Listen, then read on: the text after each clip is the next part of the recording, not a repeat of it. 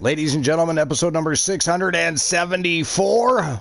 Welcome back to YouTube, and welcome into TWA Underground. Today, the raging rivalries are going to have some fuel added to the already fiery feuds that have been going on. If you've been paying attention, there's been things going on between TDL, the Coalition, the Vision. I mean, the entire TWA roster has been absolutely in chaotic form as per late, and we are going to have a 9-match epic card today. 4 championships line. We're going to see if we can't get that TWA Speed Championship a new holder. We attempted to crown a new champion on our last show, but unfortunately, it did not go as planned. It ended I believe it ended in a count out, or was it a draw? I forget, but I think it was a count out. Either way, no holder was selected. In the event of a draw or a count out, of course, if you hold a championship, the champion cannot lose possession of that championship in a draw or a count out. It is champion's advantage. If it's vacant, we simply still have no champion for that division. So today we're going to attempt to crown a new champion once again for the TWA Speed Championship division. And then we have 3 other championship matches later in the day. We've got number 1 contenderships on the card today. There is a lot going on. There is a sneak peek in No Holds Barred. If you want to know exactly what matches are going down today, you can check there. But it is going to be an absolute thrill ride today. TWA Underground bringing you action like only TWA Underground can. But before we get to any of our first matches, we of course have Luke the Gooner 94 here on the broadcast booth. He's been watching football for the last... I mean, he ran a great show today. LCW Death Zone actually went live today on a Sunday of all days. It's not the norm for Death Zone. It doesn't normally air on Sundays, but it was very cool. It was a great show, some great matches. And then Infinite Oni, of course, had a tournament going on today in LLW, so that was also a fantastic show. 2 great shows. We're going to have a third right now. TWA Underground is going to be lit. But, so what game are you watching right now? I was just watching the England just won 2-0 against Albania. World Cup qualification match. Okay. Who else is playing? And the Arsenal women team. I watched Arsenal women versus Spurs. I was keeping an eye on that while they were. Oh, that's right. I was streaming the show. I forgot the women's Arsenal team is playing today. And it finished 0-0. It finished 0-0? It was no score. Oh wow. Not much happens. But anyway, the women are good though. I think they're just having a couple of off games. I think. Which happens. Penguins, the fucking Steelers smashed the thingy. The Penguins, sorry, the house called them Steelers, mate. The Penguins smashed the that team for the Predators 3-0. They say when you're not Detroit, you keep a fucking 3-goal lead. Because I'm not happy about last night, though. Yeah. That should have been the win. That should have been win that. I mean, So what other teams are playing today? International football, I'll tell you in a minute.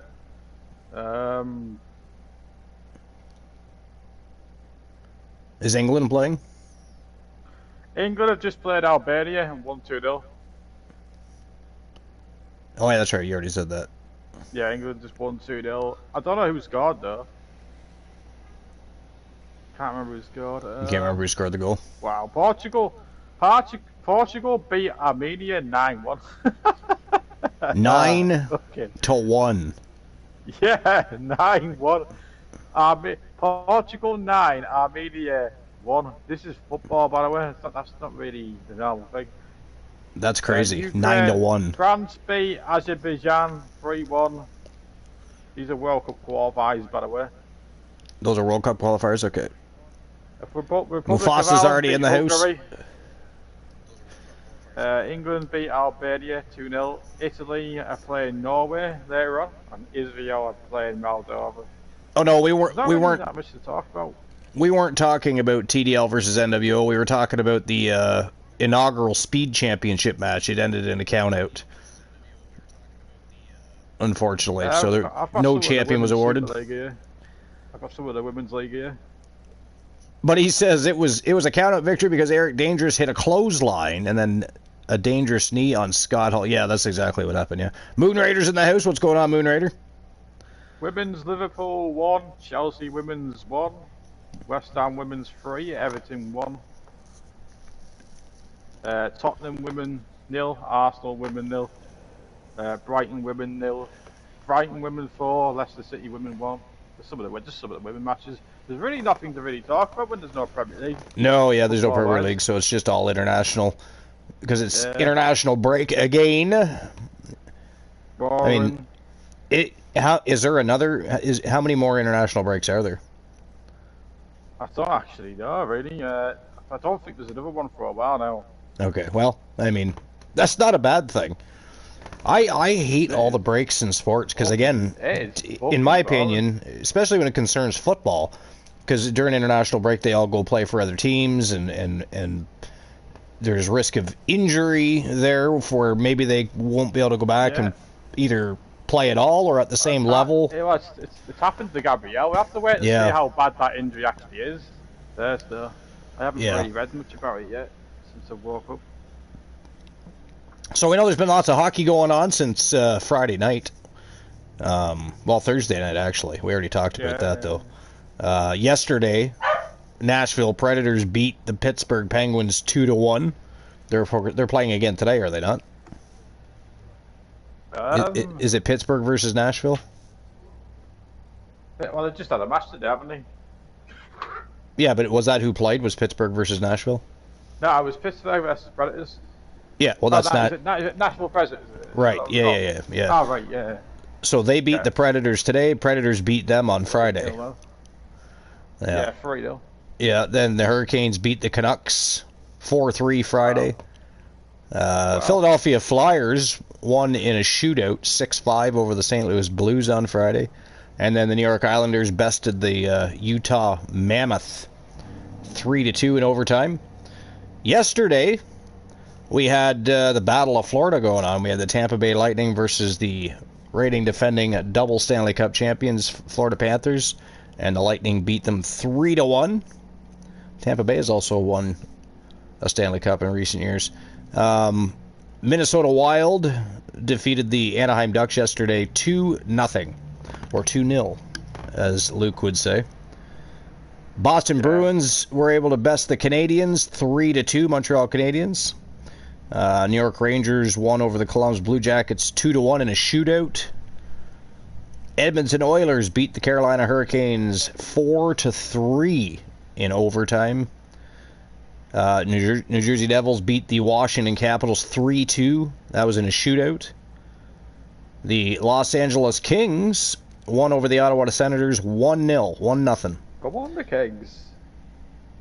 Buffalo Sabres beat the Detroit Red Wings 5-4. Honestly, we're not going to talk about that. Was the game they were up to, were they not? Were they not winning 4-1? Detroit, we were up 4-1, man. Yeah. 4-1. And we lost 5-4. Yeah, in overtime, yeah. I'm sorry, but how are you going to make playoffs if you cannot see out fucking games? Chicago Blackhawks beat the Toronto Maple Leafs yesterday 3-2. Blackhawks are pretty good, to be fair. It's starting to look to me like, I don't know, like the way I'm watching Toronto play, I'm thinking they're not even going to make the playoffs this year.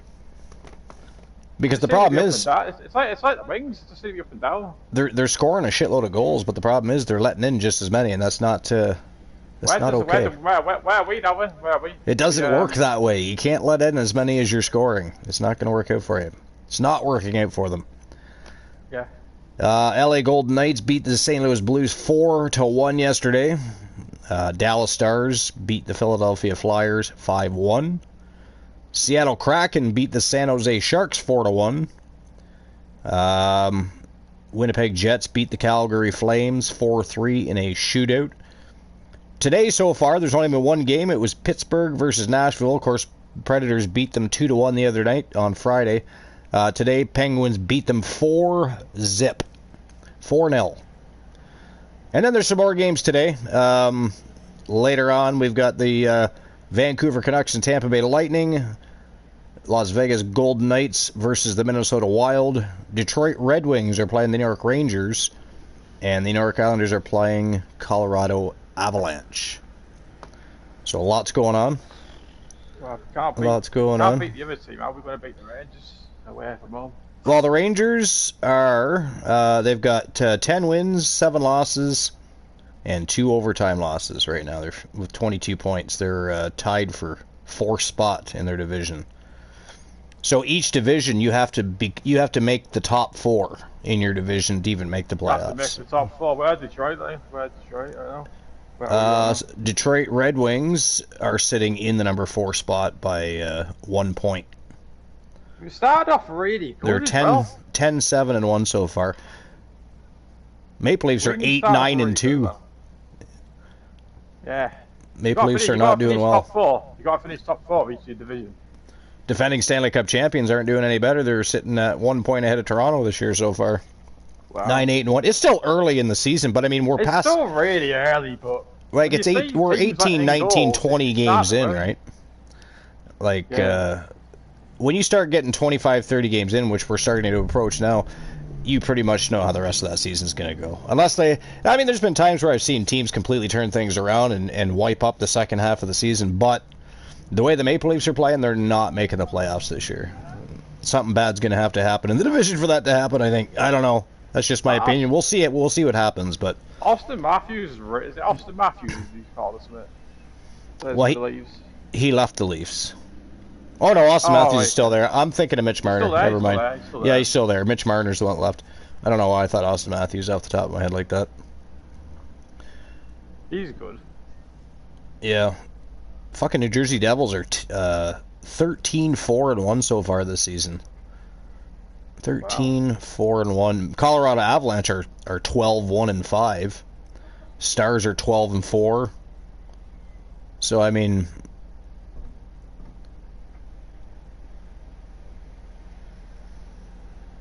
East and West don't play each other enough, though. So you still get points for winning, though, don't you? Those games, East and West matches. Well, it doesn't matter what team you play; you always get points. Yeah, it's 2 points for a win. Yeah. So, so lots going on in hockey. Anyways, I don't know what's the. Let's see who's leading in goals scored right now.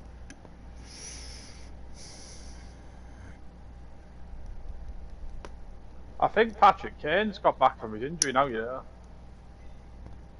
The last couple of games. Let's see here.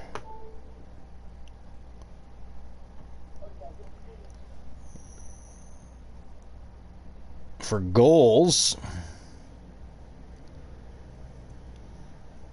Nathan McKinnon seems to be sitting at the top of the league for Colorado Avalanche with 14 goals. He's also got 33 points already. That's in 18, 19 games, so that's some good. Connor McDavid is sitting number 2 with 30 points, but he's not even in the top 5 for goals. That's surprising. That's surprising that you know that. Yeah. Let's see where Connor McDavid is sitting at for goals right now.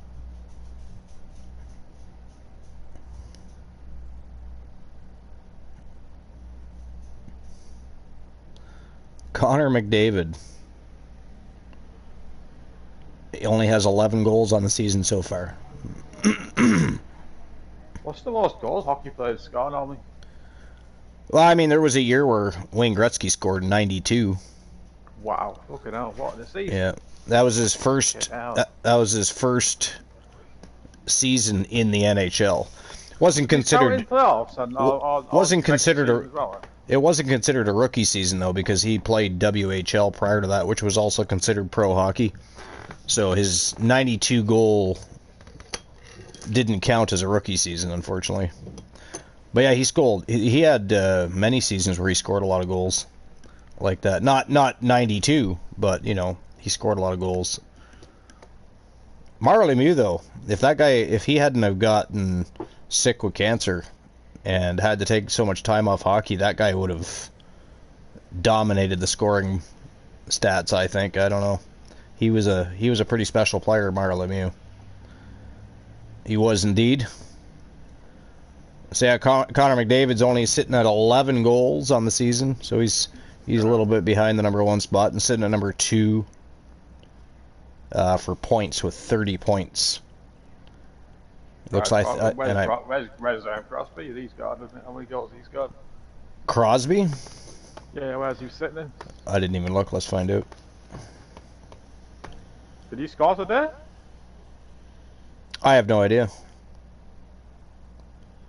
Alright, let's see. Where's Crosby at? There he is. Sidney Crosby also has 11 goals. There's a lot of people with 11 goals, 10 goals.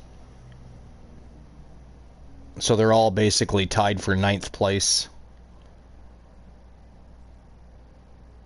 Well, not really, because a bunch of people are tied with 12 goals. A couple with 13. Nathan McKinnon's the only one with a clear lead with 14 goals over everybody else. 19 assists to go with those 14 goals. That's a good way to start your season. pretty much, yeah. That is a good way to start your season. Because Colorado is first, and they're also first in their division, and sitting with 29 points. They're 12 wins, 1 loss, and they have 5 overtime losses. They're 6-0-2 at home, 6-1-3 away, 74 goals scored. 4.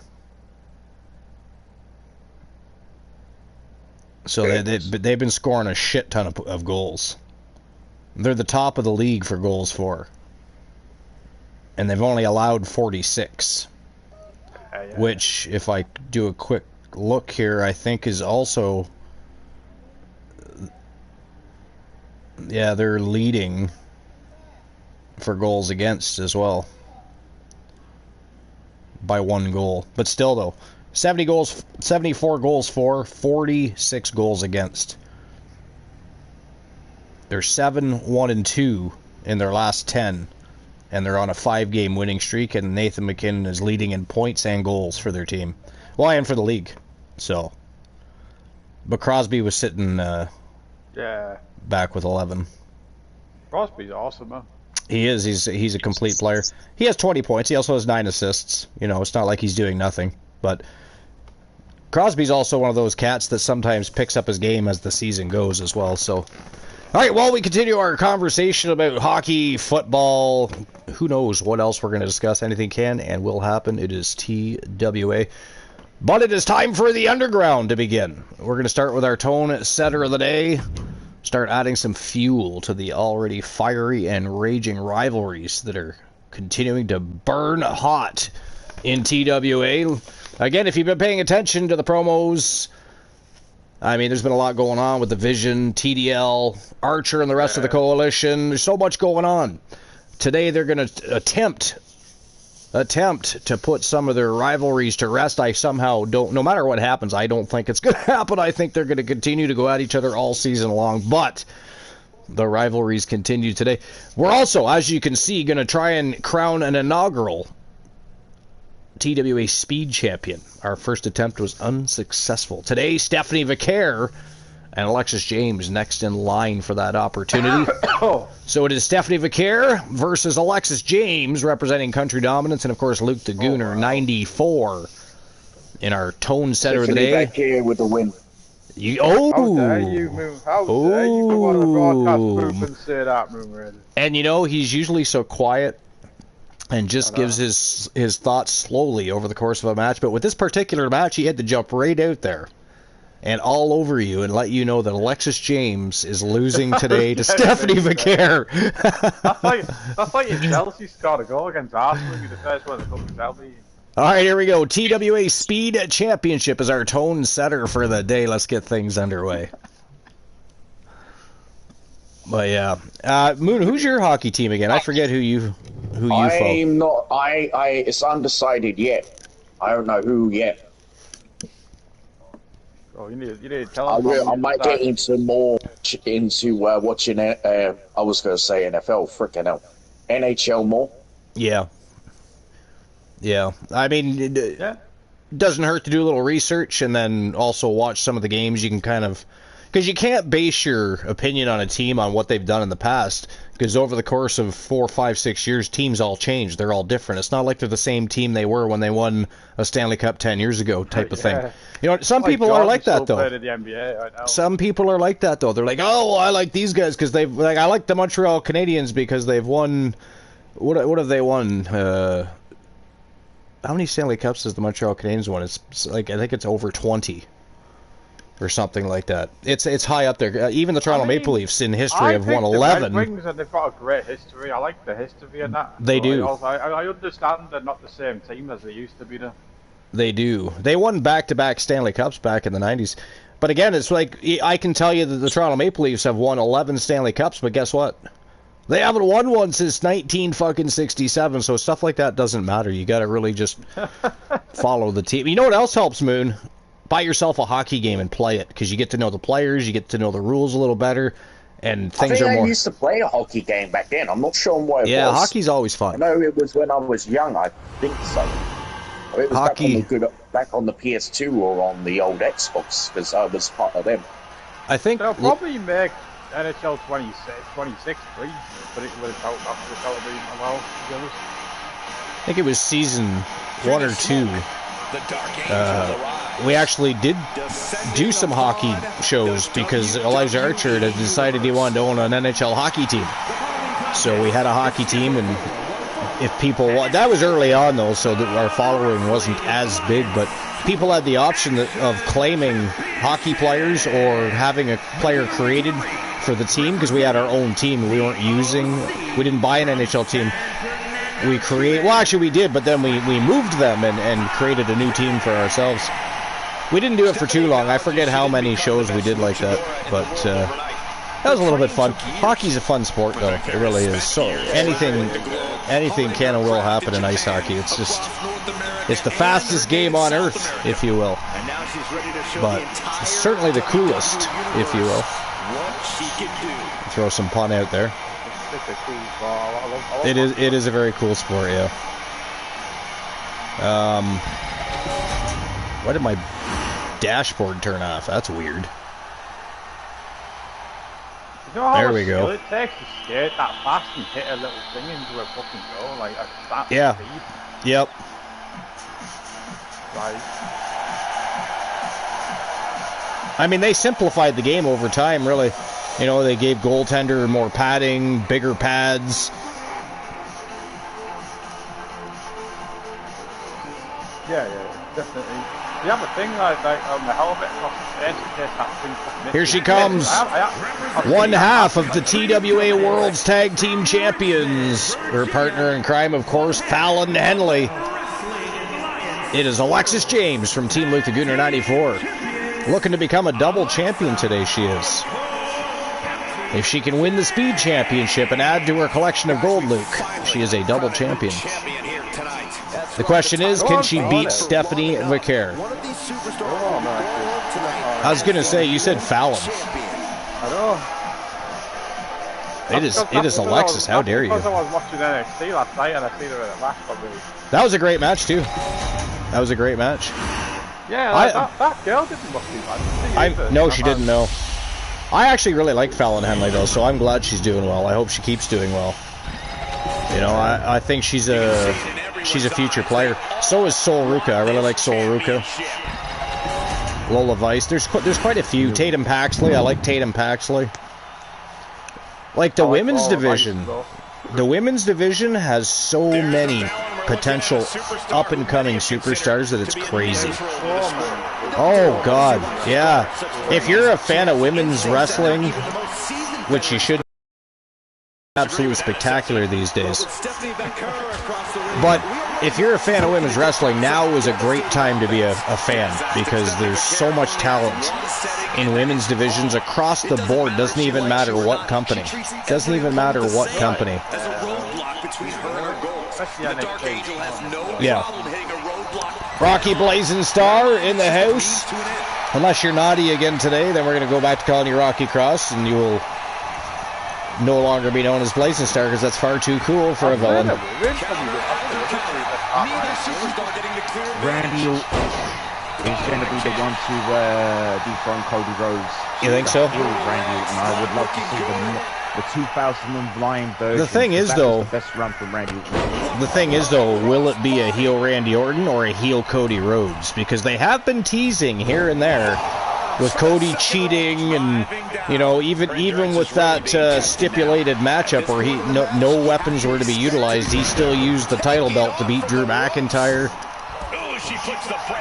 But I would like to see Randy have a title run. I want to see Drew McIntyre champion too, though, is the problem. You know, I think it's time to put the belt on Drew McIntyre and let him run. I really do think that. Oh, landed right on her ass. There's no padding out there. There has been some crazy, well, should I say, I'm going to describe it as crazy shit in the world of professional wrestling over the past week or so. With Nixon Newell and her tag team partner Miranda didn't with what they didn't like. I mean, I like, the thing is, I liked it. I don't know who Miranda is. She has a great look. Yeah. Same goes to Nixon. I know those two were basically a couple and also partners as well. Yep. And Nixon I know everyone has a bit like an opinion, like don't like what they get given. I know 3 minutes is not enough, or that they think it's not enough to get, because that match they were supposed to face Ty Mello, which is Anna Jay, and what's her name? Ty Mello, and and they didn't. So they expressed it on their own Nixon and Miranda's expressed it on the stream the other day. This is a bit off topic. Well, I mean, it's still a topic of wrestling, but off topic of what we were just discussing. But not that I've watched it, nor do I really necessarily plan on watching it. But I got to tell you, the Evolve Championship is kind of nice. It's kind of nice. It's got that. I'm glad that Kendall Gray's the champion. Yeah, like it's got that nice platinum look to it. It's got a fairly decent looking title plate. You know, it was the first time I'd seen it, because again, I don't watch Evolve. I haven't. You know. I don't know, maybe eventually if... I don't understand the point of Evolve, I guess, is part of my problem. I don't... Like, we have NXT, why do we have Evolve? I don't know.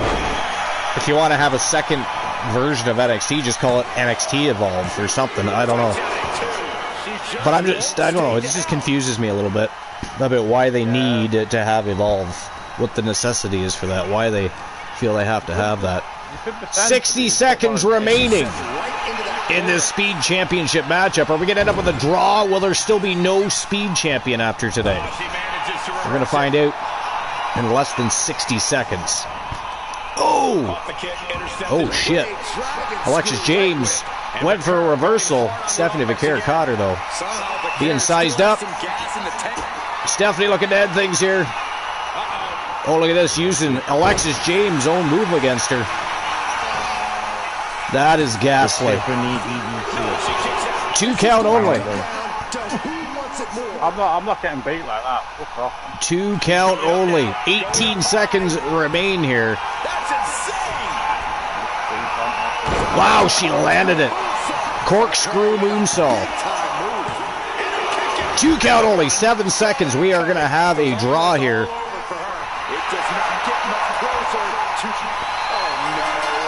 And that is it. That is all, ladies and gentlemen. This matchup is ruled a draw. So we still, again, today, have no TWA Speed Champion crowned. I mean, at least there wasn't a count out this time. And it was a hell of a matchup. But no champion crowned. The title is still vacant, which it will now remain until Wrestle Wars Genesis. Of course, TWA Speed Championship, much like the Battle Royal Championship, it will be cross-brand. But we're going to get a winner eventually. We are going to get a winner eventually. It's got to happen. It does seem like a tough challenge, 5 minutes to beat somebody. It is a hell of a challenge. But if you want to be champion, you're either going to beat them in 5 minutes or go home empty-handed. That's just going to be how that works, right? Yeah, it is. All right, here we go. Next match of the day. No holds barred here on TWA Underground. It is Luke the Gooner looking to get back into title contention. He does not even care what championship is for. It is Luke the Gooner versus El Grande Americano. Anything goes. It is no holds barred. And it is next. All right. Moon, I'm not asking Luke because he's biased. What do you think? El Grande or the Gooner? Say fucking damn. Honestly. I really not sure, to be honest. I'll say the Gooner, baby. You know, I want to see both win, even though it's not possible, right? Because El Grande's had a hell of a season 6 since inking a contract. Luke the Gooner has been phenomenal all season long. The only matches he ever really loses normally are multi-man matches, and he wins more of those than he loses. So, you know, that's crazy stats. He's lost in tag team matches and he's lost in multi-man matches, but his singles record and his multi-man match record is outstanding. Outstanding. It's unfortunate that tag team losses are also added to your record. I think that should be a separate record, personally. But it is what it is. Because if you take the tag team losses away from the Gooner, he's had next to no losses this season. Mind you, it still shows in performance, right? So I guess there's that. But I just find it weird how they include tag team losses as part of your singles record, win-loss record. They should fix that. They should fix that. But I do like being able to keep track of records, though, so that's nice, too. Except for people that switch out their wrestlers. You know, they have them go on hiatus and come back 50 times. You know what I mean? And I've tried to tell people, if you do that, if you want to have your wrestler have a new attire, just change the attire, especially if they're doing well. Because if you change the whole wrestler, it interrupts the momentum they had during the season in the universe mode. Because even though everybody's at 100, because it's not about attribute here, it's about how well you can build your wrestler. You're maxed out, so if you're not winning, you got to fix your wrestler and make it more possible for them to pick up a win. But and in Luke the Gooner's case, he's just built very well. Right? He's just built very, very well. But I still think tag team losses and wins should be separated from singles competition wins and losses at the end of the day. I think they should fix that, so that's the other thing I want them to eventually do, 2K, if you're listening, is allow us to import tournaments or create a tournament within our universe mode. Yes, we would have to pick a day and set it up on that day, right? Not just add it to any given show. I understand that, but we should have the ability to do that. It shouldn't be any different. Shouldn't be any different than creating a PLE or a custom PLE or SPV as we call them, right? Should be the same. 20. I think. You still me, man. I mean, I think everybody does. Really? Although PLEs aren't really pay-per-views anymore, right? Because you're not buying the pay-per-views, you're streaming it on a service somewhere. So they are different, I suppose. But when they first started calling it PLE, however, it was mostly still pay-per-view buys they were looking for. But all right, here we go. Luke the Gooner versus El Grande Americano. No holds barred. Let's go. TWA Underground continues. Field goal. Field goal. Tampa Bay. Who are they playing? I forgot there was football today. It is Buffalo Sunday. Bills. They're playing the Buffalo Bills. My dad used to like the Bills. The Bills and the Giants. My teams, I don't watch as often as I used to. I still keep track of everything. I still pay attention to stats, stuff like that. It's not like I don't know what's going on. I just don't invest as heavily as I used to. You still watch it? Yeah, I pay attention. I still watch it from time to time. But I was Kansas City Chiefs and San Francisco 49ers. I was a big Joe Montana fan back in the day too, right? And Joe Montana and now that I want to say his name, I can't. The other quarterback that eventually took over for Joe Montana, he was also very good. For some reason, I can't think of his name at all. Any other time, I'd be able to spit it out like it was just common knowledge. Well, it is common knowledge. I just, for some reason, can't pop it out of my head. I cannot. It will not pop out. But what's going on in the chat room here? So Moonrader already said he wants to see Randy Orton dethrone Cody Rhodes. Does anybody else have an opinion? And also, who do you think should dethrone Cody Rhodes, and when would you have them do it? WrestleMania. WrestleMania for you? Okay. I just got to see if anybody's... Rocky is here, so I don't know if he's driving around in a dump truck, wrecking things, or what's going on, so I'm just having a wee look-see here. Lotto numbers and the dice game, as well as blackjack, are of course pinned to the top of the screen if you guys want to see what the numbers for the day are. 273, any combination of, because nobody's won that lotto yet, so it's the same. Dice is 6 and a 5. Blackjack is sitting at 14. You got to beat 14 in blackjack.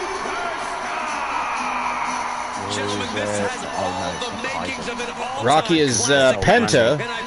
He's Penta, dressed up as a poodle, driving a snowmobile. Hell yeah. My one was the Texas Rattlesnake, or Stone Cold Steve Austin. The Animagus, if that's pronounced right. Animagus, yeah. Yeah, today, a camel.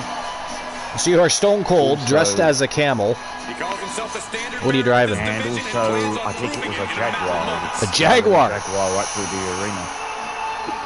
A rattlesnake dressed as a camel, driving a, what'd you say it was?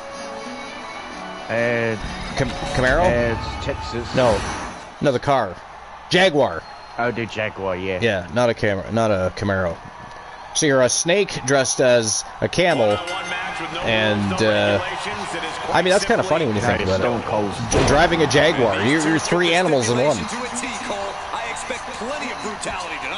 3 animals in one you are. Rocky Blazenstar trying it again. He's RVD now. 552's unlucky. 426 also unlucky. Paint a picture for me, Corey. Hypothetically, driving a tank is Mufasa. So we're basically shots in Black Hole, which basically yesterday, speaking of which, was in a techie metal inside the smoke shows. Did you already do Superstar and Animagus, Mufasa, or did you just do the vehicle so far? We know you're driving a tank. I can't see if you've done the other ones yet.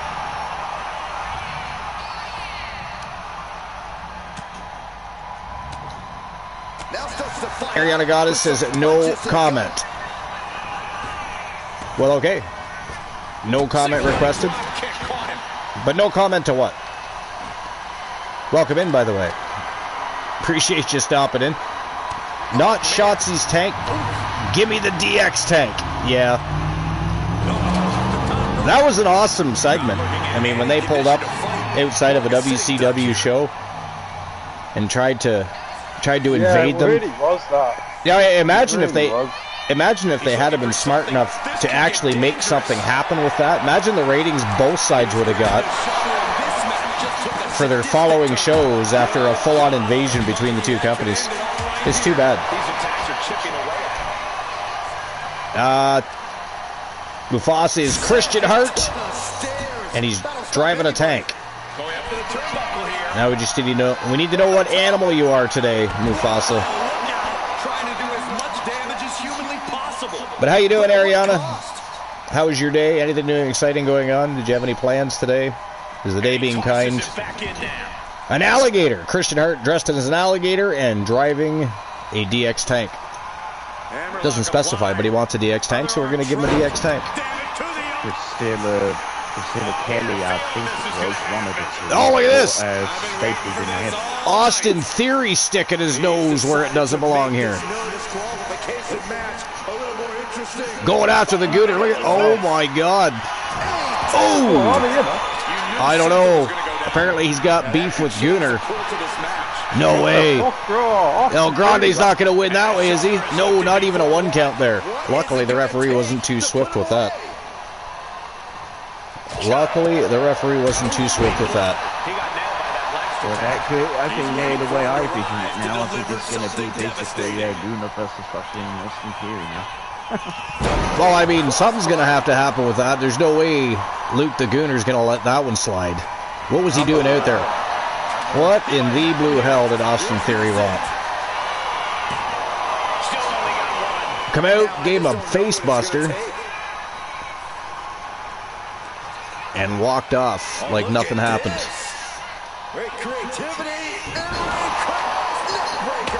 Nice neck breaker there by El Grande. El Grande sizing up the Gooner here. Oh, planted him. El Grande going for the 3 count here. 2 count only though. Gooner kicks out. Rocky says, I'd be happy when Gooner and Archer lose. How dare you, sir? How dare you, sir?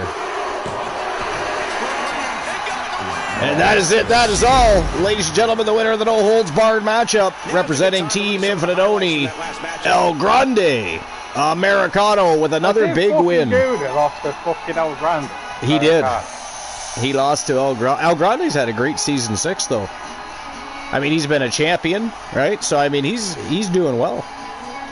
He is doing well. Not to say that Austin Theory didn't get inside Gooner's head there and help out a little. You know, what the fuck he was doing out there, we do not know. May not know. Look right there. Look at that.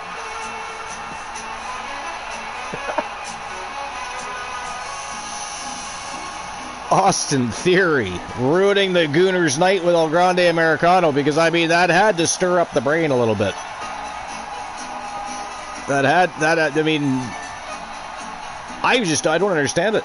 I don't even think Gooner and Austin Theory have ever had issues before. That's not true, actually. Austin Theory got beat up by the Gooner a couple of times. So I guess that's... Grande got an assist there, man. I want Austin Theory. He did get an assist. And not to mention, he used the ropes to win. Did you see that? He cheated.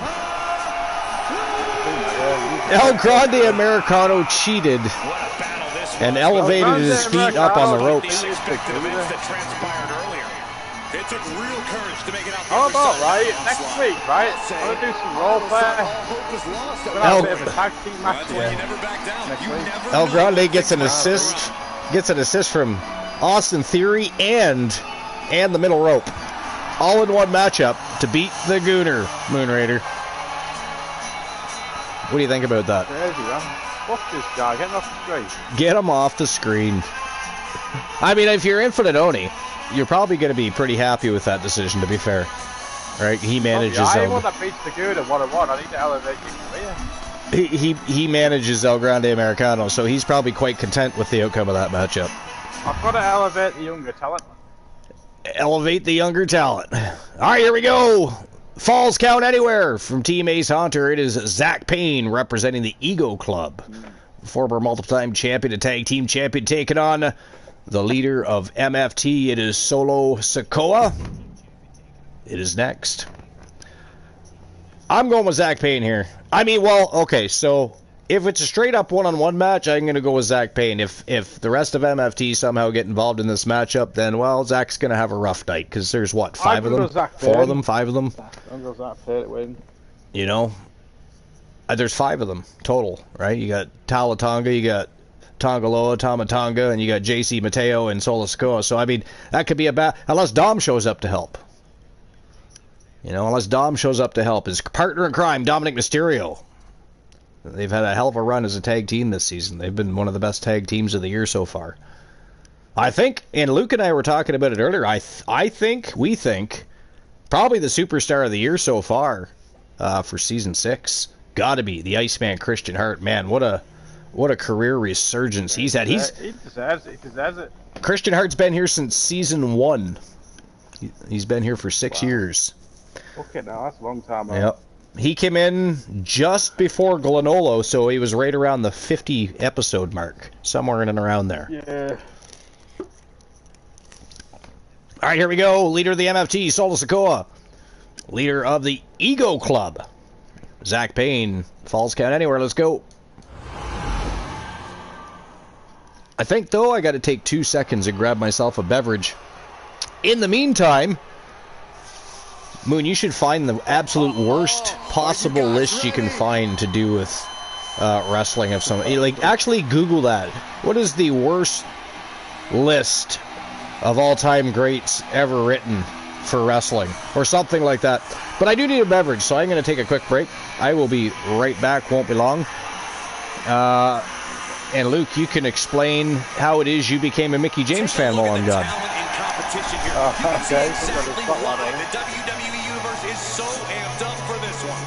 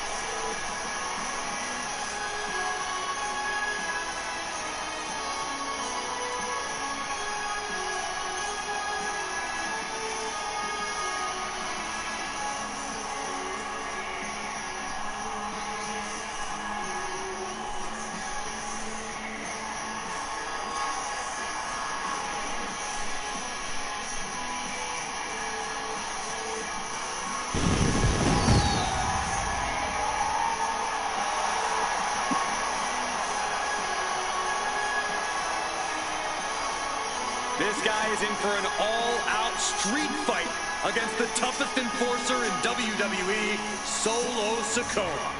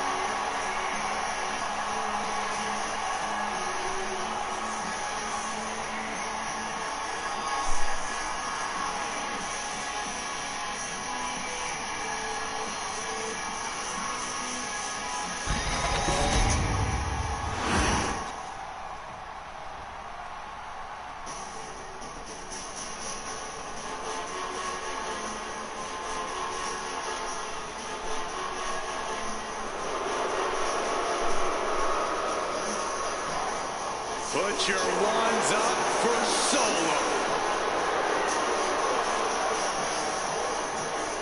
And his opponent, representing the family from Las Vegas, Nevada, weighing in at 250 pounds, Solo Sikoa! You're looking at the man who transformed the bloodline, made it more dangerous, and even more unpredictable. Solo Sikoa strikes fear into everyone.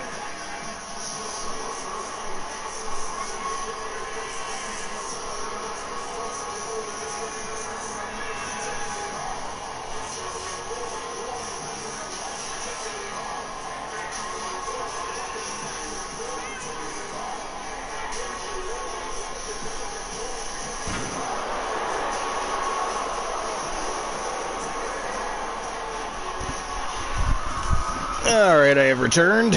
Oh, I didn't miss anything. Match hasn't even started yet. Hell yeah. That was good timing. I've got to explain how I... And we know Solo won't show any mercy here.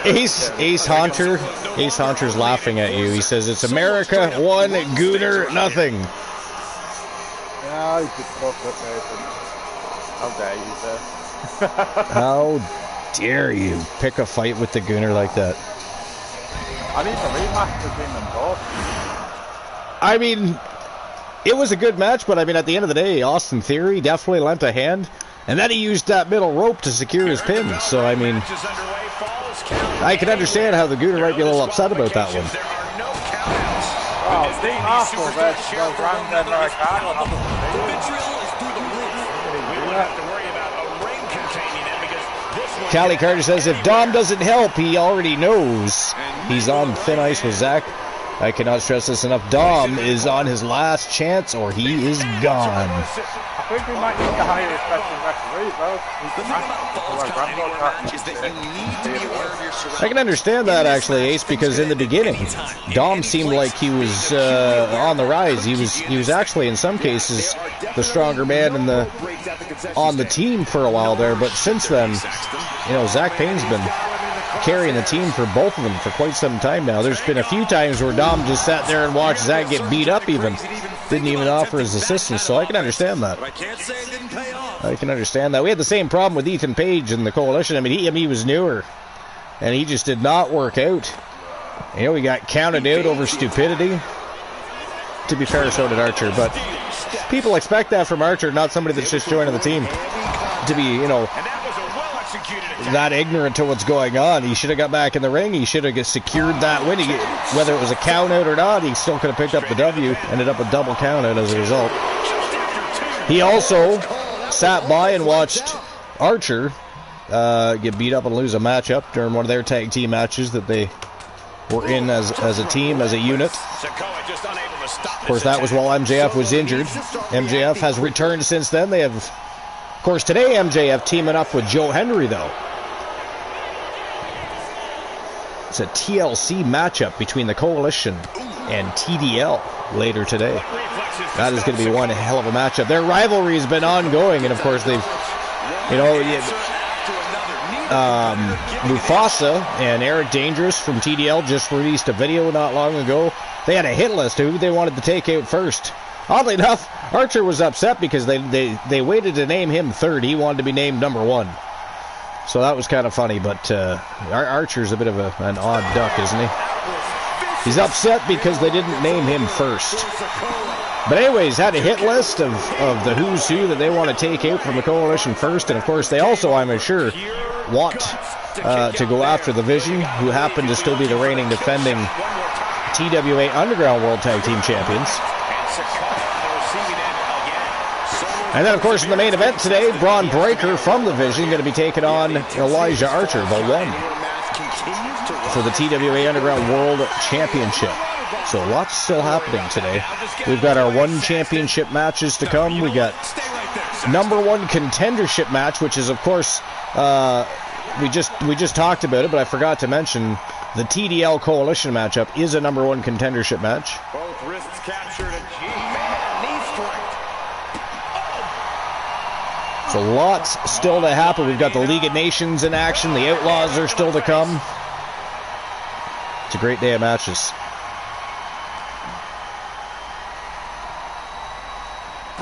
Rocky says, I'm laughing so bad that Gooner lost. I mean, you're just commenting about that. How dare you? You're just dragging up the past now, sir.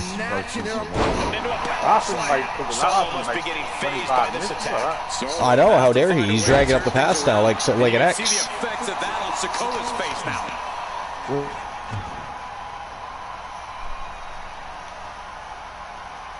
Ooh. Piper's Pit. From Zach Payne.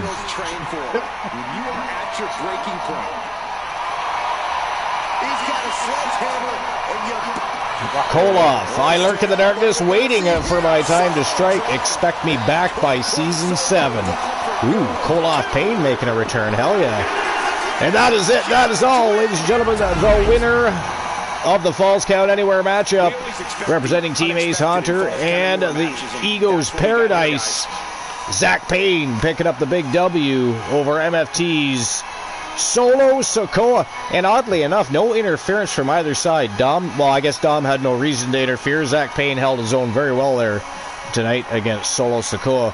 Kind of kept him on his toes all night. I don't think Solo knew what to do with Zach Payne here tonight. The Timu bloodline. But I'm still...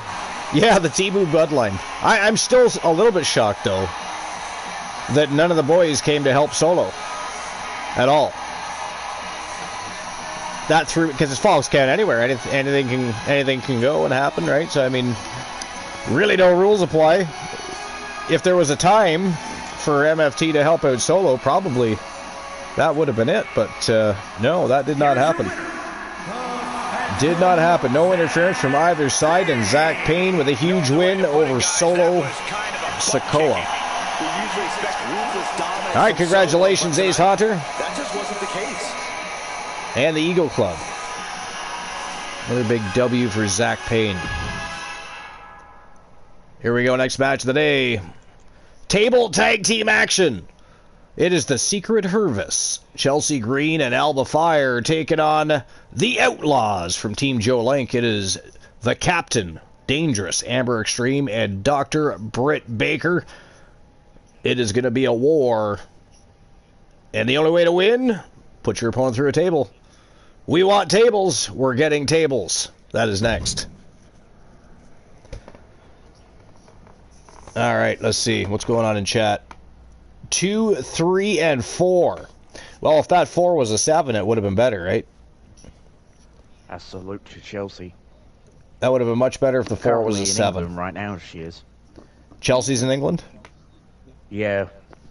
She put London, England, apparently with a lollipop thing, because that's what Kathy Kelly does as well, too.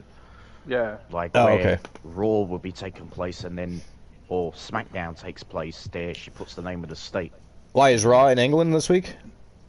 No, it's not this week. I think Chelsea Green decided to come to England. Oh, okay. So she's just there visiting. Specifically. She might have business there, you never know. I mean, does England have an event coming up, perhaps? Because she could be there for promotional work. No, maybe I don't really know for maybe Matt might be wrestling somewhere, and she might have went to support him. Maybe. Has anybody beat the 14 in blackjack yet? I don't know if anybody has. Rocky, what about you? Have you beat 14 in blackjack? Or has your hand sucked today? Dice is 6 and a 5. I don't know if anybody's won that yet either. You gotta either tie or beat a 6 and a 5. A pair of 6s will do that for you. A pair of 5s, 4s, any pair will do that for you. Otherwise, you gotta get a 6 and a 5 for a roll-off. Already 1 week. Alright, here we go. It is the Secret Hervis versus the Outlaws. Table tag team action. Let's go. I can't believe this week's gone quick, though. Chelsea Green. You got 15? That's what the hand is. Right, because it's, or no, it's 14, so you won, yeah, because it's an 8 and a 6, is it not? Pair of 5s on dice, so you're leading at both then at the moment. And of course, nobody's won the lotto. Nobody has become championship worthy. I do have to see who I am today, though. Let's find out here. The WWE Universe already reaching a fever pitch upon their arrival, and we are just seconds away. I am Kane today. I am the Big Red Monster, the Big Red Machine.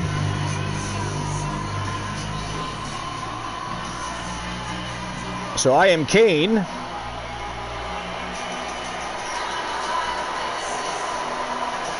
Dressed as a snail. Now that's fucking funny. Kane dressed as a snail. That is one big ass snail. One big ass snail. I always get fucking what's the word? Like getting noticed by fucking. And I'm driving a scooter. Higher than fucking. Driving a fucking scooter. I'm Kane dressed as a snail. Driving a scooter. Now that is a picture. I mean, that would be something to behold, wouldn't it? Kane dressed as a snail driving a scooter. That's crazy. 832 unlucky.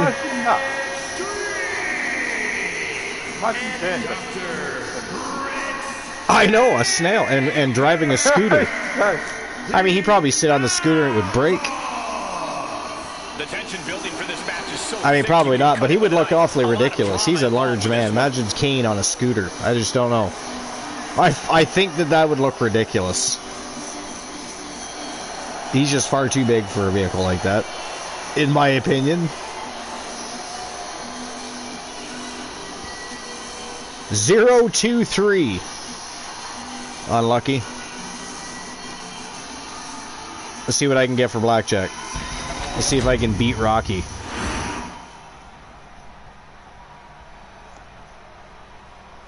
10 and a 5. Rocky, we are tied. 15. That's what a tables match is as far as I'm concerned. No question, this is the kind of match that will test your stamina and fitness. And you're back to Michael's point. I don't know how many times we've seen And I got a 6 and a 5 on dice.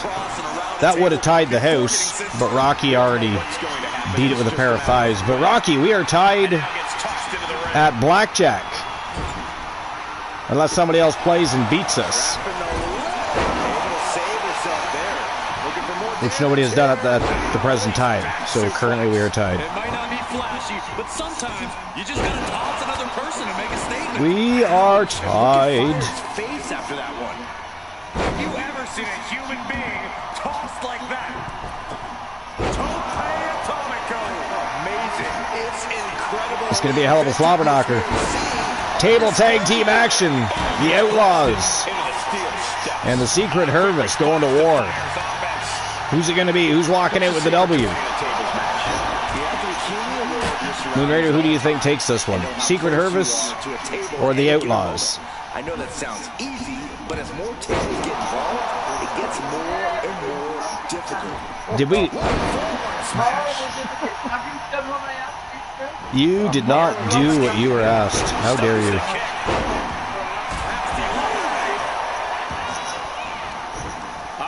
How dare you not do what you're told? And hammer it away. And any one of those shots could take you out for good. Your mom's like frequently now a part of the podcast and she doesn't even know.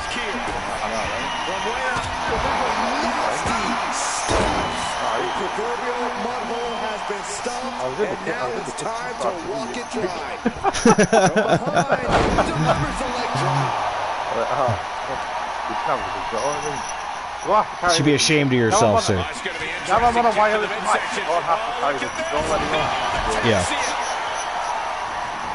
She's headed out of the ring. 3-6-3. Unlucky.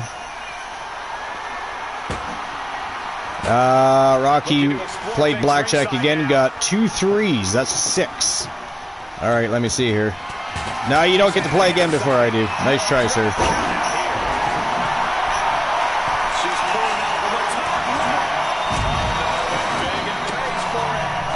There we go. I got 8. I'm beating you by 2.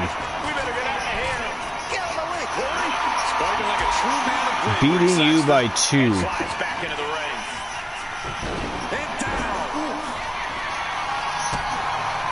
What's 21? Did you roll the dice again? I don't even see it. I see Lotto. I see you dropping a house on me. How dare you? AKOing me again. How dare you?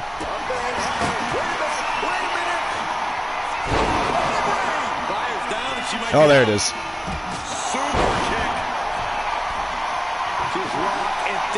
21 again in blackjack. Well, that beats my 8. I don't think I've ever got 21. You get it almost... Actually, you don't get it almost every time. I think you do get it every time. 15. Yep, no, so Rocky is still leading at blackjack. Unless somebody else ties him. Ooh, Mufasa got 20. Mufasa came close there. So, somebody's got to tie Rocky. Sent into the corner. Looks like she's heading back into the ring. Blast him into the water like a pirate. Trying to find her way out. Get her done. Amber Streams. Oh, table fell down. She did not set that up very well, did she? We got 3 tables in there. Neither of them properly set up. Chelsea, though, looking to set one up here now. Oh, gets nailed in the face by Britt Baker, though, who is setting up a table of her own. We now have 2 out of the 3 tables set up. Buddy the Wonder Dog, we hear you. He is in the house. He says, I'm waiting for me treat, you scallywag.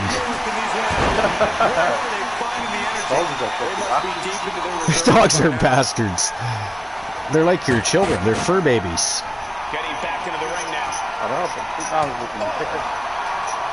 Oh, Eddie. I thought Alba Fire was going to go through. Oh, it still might happen.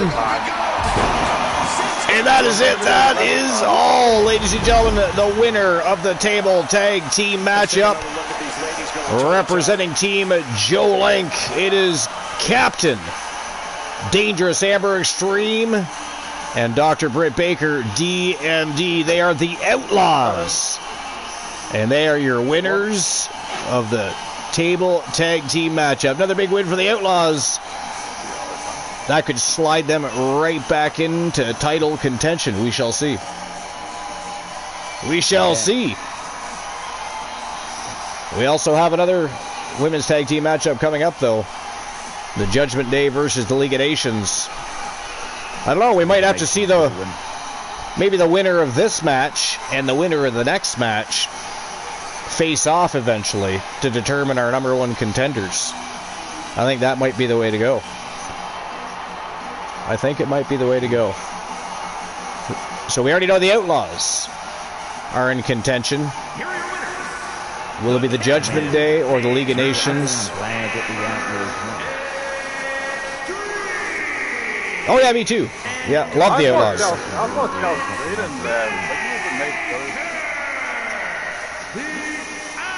The Outlaws have a long history here in TWA. Not as long as the Wolfpack Gals, but...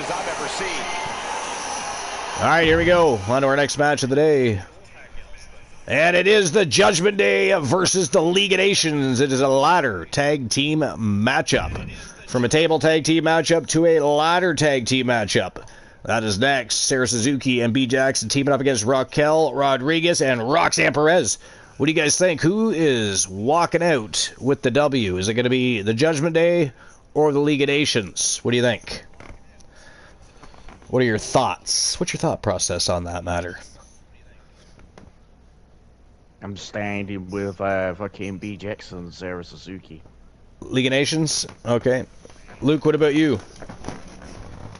League of Nations. You're going League of Nations? Buddy, what about you? What do you think? I'd ask your mom. I'd ask your mom, but I think she's in another room now. But it was... She hasn't got a fucking clue about wrestling. She can't stand it. She can't stand it. How dare she? Doesn't like wrestling. Oh, that is ghastly. That is ghastly. That is unacceptable. Her son's hero used to be Hulk Hogan. Hulk Hogan, yeah. Kid, so I can understand that. She had to make him a Hulk Hogan cake when he was a little kid. Made him a Hulk Hogan cake. That's fantastic. Doesn't like wrestling, still makes a Hulk Hogan cake. That's badass right there, yeah. I like it. Oh, she doesn't know anything about wrestling. Alright, so who's going to move on to face the Outlaws for number one contendership? I got to go with League of Nations here, too. Same here, I'm standing with B. Jackson here, too. Yep. I got to go with League of Nations here, too, I think. You know, they've had a bit of a rocky career in singles competition. They've been up and down. They've won titles, but as a unit, they've been fantastic. As a tag team, they've been awesome. The one that struggled the most this season, shockingly enough, is Julia Jackson. Shit. You shit your pants. Stolen the victory on fucking OFW right now. I don't know who this is, but flip there now. Like a new wrestler? Yeah, I'm not sure what his name is. I know. Oh, okay. I'm not sure what his name is. He just got a roll up. Gotcha. Roll up kid over what's his name? Over whoever he was facing. I mean, I don't know. I'm not watching OFW right now. TWA Underground is on my screen. Roxanne Perez and Raquel Rodriguez are on my screen. As the Judgment Day make their way to the squared circle. First ladder match time, folks. Again, to determine who is going to move on to face the Outlaws for number one contendership.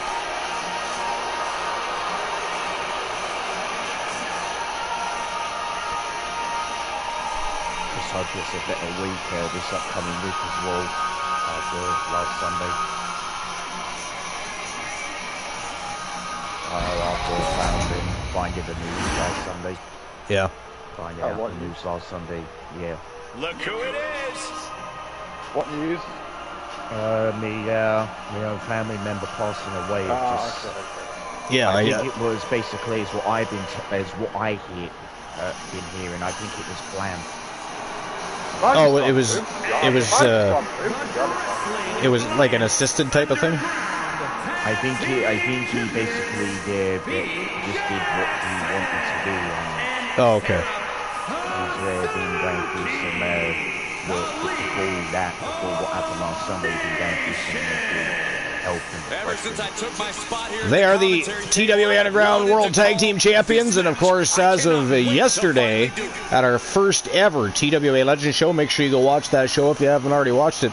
Sarah Suzuki put on one hell of a performance to become the first ever TWA Legends North American Champion. She is a double champion. Once again. Really struggle with, like, health issues and that. Yeah, I had don't get the right help. Shit happens. Throughout the week, I had one of Oni Shinobi's community members there for me. Right. So, like, coming from, well, one of the people from Oni Shinobi's community, they're going through what they're going through. Yeah. I mean, everybody goes through it at one time or another. Part of the team, wrestlers part of the team alongside MBZ. Oh, okay. Right now with Vicious and Delicious. We had a tag team in TWA a few years ago called Vicious and Delicious.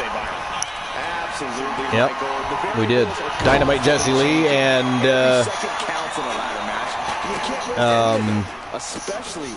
what was AMC? Ashley Marie from AMC Me's team. They haven't been around in quite some time. AMC Me still streams. I still see her. I go visit her channel from time to time, but she doesn't have a lot of spare time, so she hasn't exactly caught many shows. But yeah, they were called Vicious and Delicious. We also had a TikTok, one of what should I say considered as a friend. He was little old, he was old and basically was there too.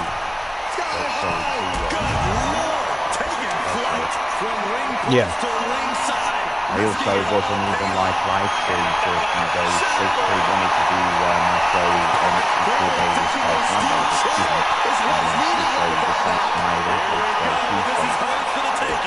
Well, you gotta do things at your own pace. You got a lot going on. I mean, you can only do what you can do at the end of the day, you know what I mean? Oh, B. Jackson hanging from the... Oh, down she goes. Electric chair drop to B. Jackson. I thought B. Jackson was going to wrap the match up there. I thought League of Nations were going to become #1 contenders to whichever tag team titles they decide to go for next. Because don't forget, #1 contendership, you can challenge any of the tag team champions. Doesn't matter which brand.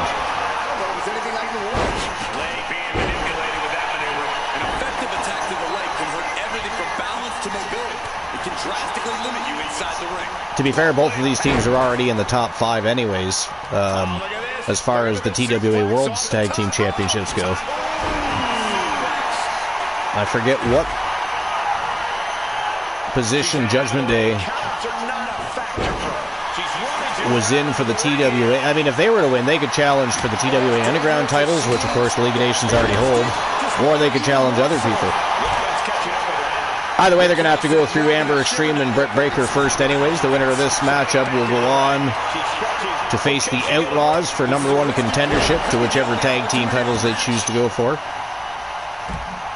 Now bringing her fury to ringside. Been knocked out of social media since Friday. Who has been? One of the 2 women that was on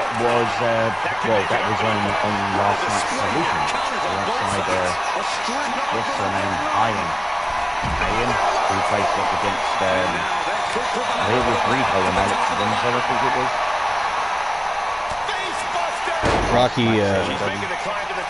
Rocky Blazing Star says, by the way, Archer, this Wednesday is the worst day for my family. Well, I'm sorry to hear that. Hopefully you get through it all right. What about AEW? One of the two women there hasn't been on social media since Friday. Oh, well, I mean, that doesn't mean anything. I mean, it's always a little strange when they stop posting on their social media, but a lot of the times it's for a reason. Doesn't necessarily mean they're leaving the company or anything like that. Who is it? It's one of the women that was hosting us against the Carmelo of Oh, okay. But it doesn't specify which one of them? Her name's Maya Rowe. Oh, okay. One of the indie wrestlers, I think it is. Is there speculation she might be leaving the company or something? I'm not really. I think she's not actually signed for AEW. I know that she bit sort of more than 3-minute match last night. Oh, okay. I know I was watching like more in between like House of Glory, Super Clash. Looking for something, Right. under the ring. Oh, hits her. And she walked off. She no-sold that. Roxanne Perez just no-sold a chair being thrown at the back of her head. Because she turned around with that ladder and it nailed her right in the back of the head. And she no-sold that. That is crazy. Sarah Suzuki getting ready to climb the ladder. Here comes Roxanne Perez, though. B. Jackson is outside the ring. Oh, down goes Sarah Suzuki the hard way. Ladder removed. Gravity takes effect. And down she goes. And Raquel Rodriguez going up, but here comes B. Jackson. She's not going to make it far. B. Jackson was like, nuh-uh, honey. Oh! Big flying knee drop right to the face from B. Jackson on Raquel Rodriguez. Roxanne Perez is really having her way with Sarah Suzuki out there. Oh, boot right to the face. I spoke too soon. Nice retaliation by Sarah Suzuki. Retaliatory powerbomb by Raquel Rodriguez. Big flying elbow drop. She's bringing the fight outside. Should have went for a ladder. Why is she picking B back up? Why is she doing anything? She should have just left her laying there, picked up a ladder, and tried to grab that contract case. Thought it worked out for her in the end, but look at that. Now B. Jackson is no-selling things. Just took a basement drop kick to the face, but hey, no problem. She ate it like it was a snack and went right after Roxanne Perez. That's crazy. Sarah Suzuki with the ladder again. Here she goes. She's climbing the mountain. Meanwhile, Roxanne with a... Oh, if it was a submission match, she just tapped out B. Jackson. But guess what? Submission won't help you. Raquel out of nowhere takes the ladder out. Saves the day for the Judgment Day. Now Raquel going for the briefcase again. Sarah says, no, you're not.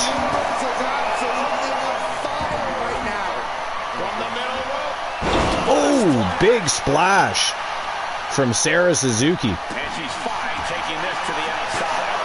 It's kind of weird that Roxanne didn't go help out Raquel there. Had the chair, was right there to do so, didn't bother to help. Raquel's doing all right now, though. Look at this. Oh. And she's coming back to the ring now. Rodriguez shows the wherewithal. She's going to try it again. Raquel going for a... Oh, look at that. Big power bomb to B. Jackson. And B right back to her feet. Tosses Roxanne Perez. And Raquel climbing the mountain again. B and Sarah both reeling. Raquel's looking to grab that case. Sarah Suzuki, though, Wow, just in time. She's hanging from the case. Down to a power bomb she goes. That was close. Raquel Rodriguez just about won the matchup for the Judgment Day there. But it was on 26 to the Buffalo Bills against the Tampa Bay. 31-26. That's a decent game. Ooh, knee right to the face. Not a high-scoring game. I mean, it's fairly high scoring, yeah. My Seahawks have been running riot on the past 2 weeks. You like the Seattle Seahawks? Yeah, it's the first team I first heard of. Oh, is it? Yeah. It used to be part of a community that basically two of the women were our twins. Right. I don't know if they're still around nowadays because I haven't had them for years. They used to be Seattle. So because it was your first team, you just decided to stick with them. Yeah, I decided to stick with Admirable. them. Yeah. Yeah, I know what you mean. Off the ladder now. Let's see if this is right for the picking. Once you pick your team, that's it. She's receiving the title on Hogan. B. Jackson barely got to touch that briefcase. Raquel took that ladder right out from underneath her feet. You don't just get it because another team is not winning. No, people do though all the time in sports. That's not being a real fan, brother. It is not.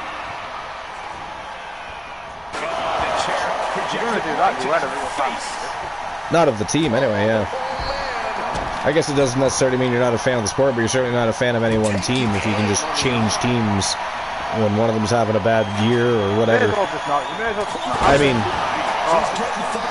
my team's been having a bad year for way too long.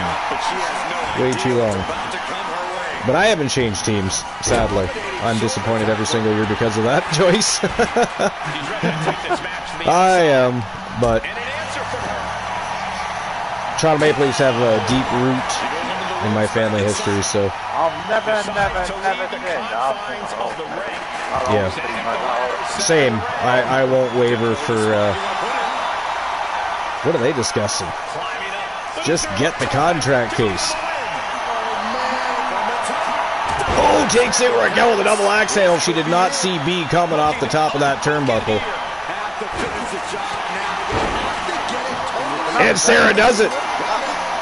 Roxanne Perez and Raquel Rodriguez completely ignore the fact that Sarah Suzuki is on top of the ladder, and Sarah is able to pull down the contract case and win the matchup. So, ladies and gentlemen, the winners of the match, and moving on to face the Outlaws for the #1 contendership, it is B. Jackson and Sarah Suzuki, the League of Nations.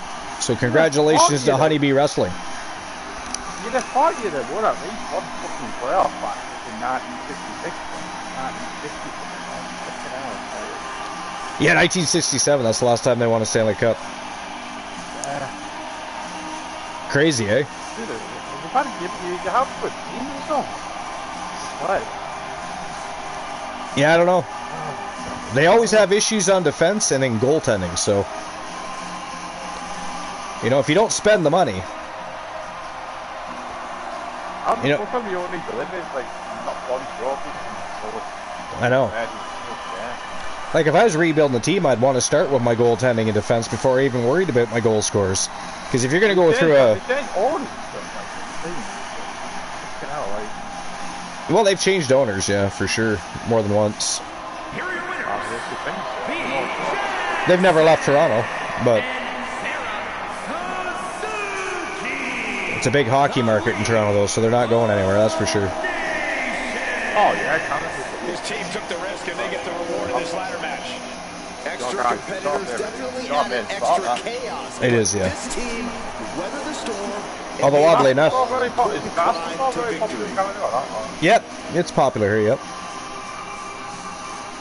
What are the most popular sports in Canada? Like, I mean, James Naismith was Canadian. I mean, he was actually born in England, I think, but he lived in Canada his whole life, and he ended up he ended up inventing the sport when he was working at a Boston college, actually.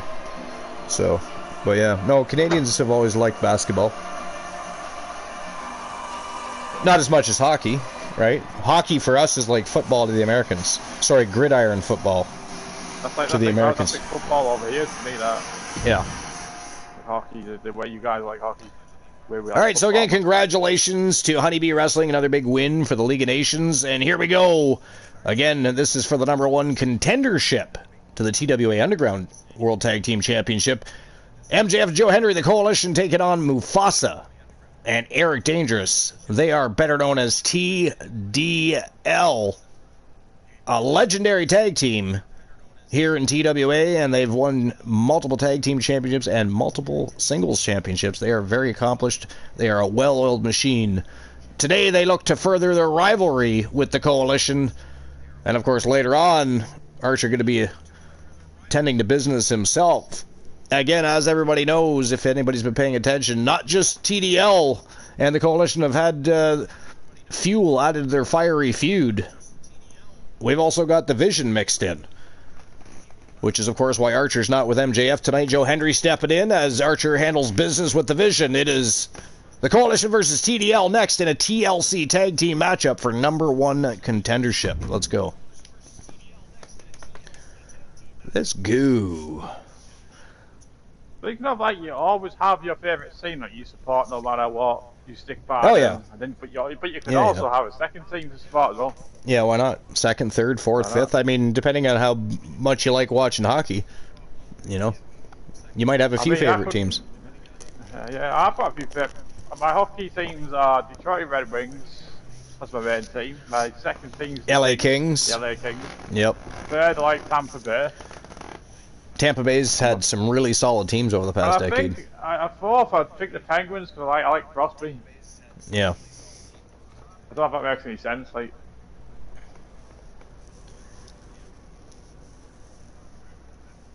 if I was to pick a fourth, I like Pittsburgh Penguins because I like Crosby. Yeah, Crosby's an amazing player. He's probably the most complete player in the game. Arguably, probably the best player in the game. I mean, it depends what you consider the best player, right? Everybody has a different opinion or perspective on that, but... Alright, here we go. TLC Tag Team matchup, the Coalition and TDL. Let's turn and burn.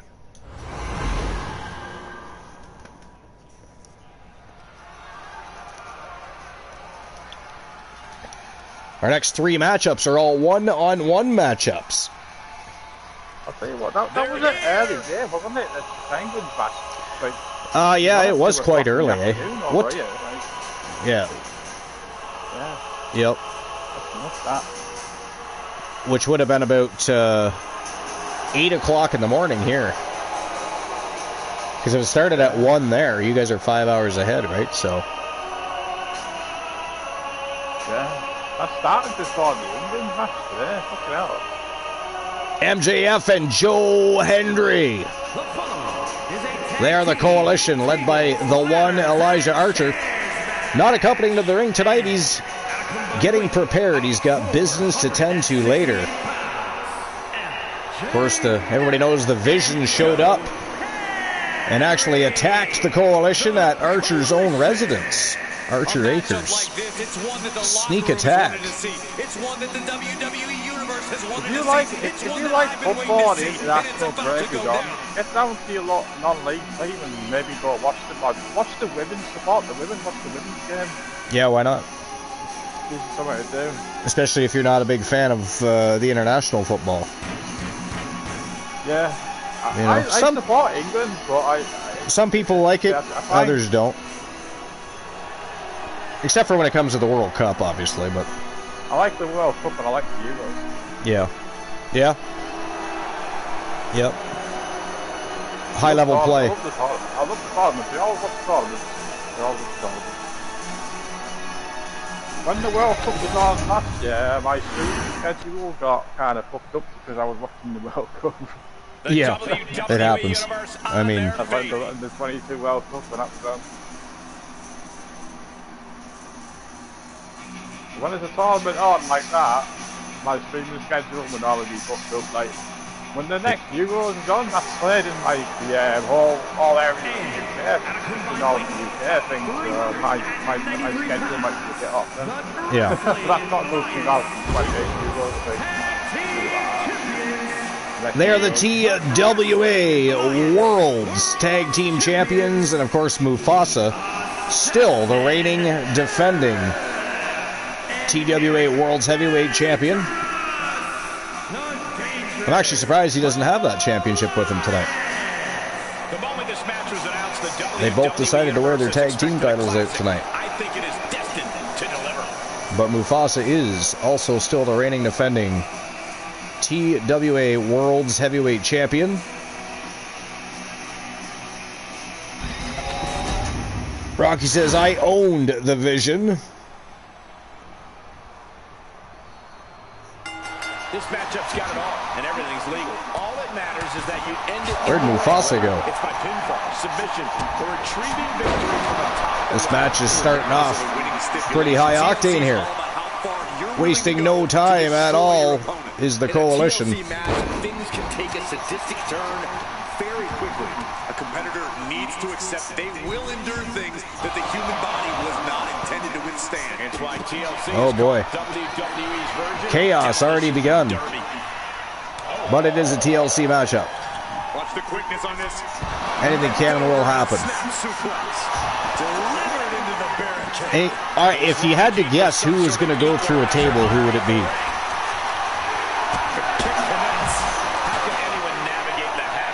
I want to say Joe Hendry. Somebody puts Joe Hendry through a table. What do you think, Moon? Or Luke? If you were to guess in this matchup, if anybody was going to go through a table at some point, who would it be?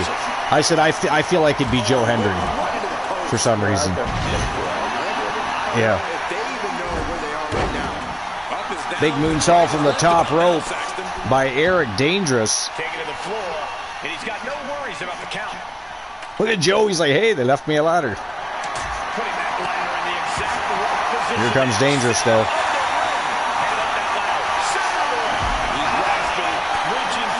Attacking the small of the back with Joe Hendry there, and yanks him. Oh, no. Joe Hendry kicks him off. But Eric Dangerous right back on the warpath. Knocks him off that ladder. You are guaranteed to hit a steel beam out on the apron. And back up he goes. And down he goes. Joe Hendry takes the ladder right from out underneath his feet. I think he was looking to throw Eric Dangerous into that ladder. That did not work out for him. He's taking a bit of damage from these blows. Back handle finds its target. Solid punch. Fends it off. Wow. Taking flight. All the way down the floor. Went for a high risk towards the outside. Soul Embers, of course, saw Sid Justice become the first ever TWA Andre the Giant Battle Royal Champion yesterday. I was already talking about that, so he's well aware that his boy Sid Justice won.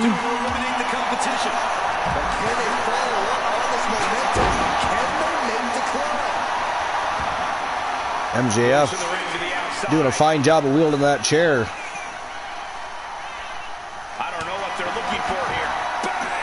MJF knocks Eric Dangerous down to the floor. He goes back for the ladder. He's all by himself in the ring here, but here comes Dangerous, though. You think MJF will go through the table? Luke and I think if somebody goes through one, it's going to be Joe Hendry for some reason. You could be right, though. I could also see MJF going through the table. I feel like it won't be anybody from TDL. I don't think it'll be anybody from TDL. Really struggle in this match. Would you come into a TLC match expecting anything less, Cole? The entire WWE universe. Now it is Mufasa climbing the ladder. Joe Hendry getting back up slowly here, though. Immediately attacks Mufasa and yanks him down off that ladder. Ooh, vicious headbutt from MJF. Sends Eric Dangerous down to the mat. And big flying knee drop. Ooh, nice retaliation. MJF went to attack him with a kendo. But Eric Dangerous explodes with a lariat. Look at this.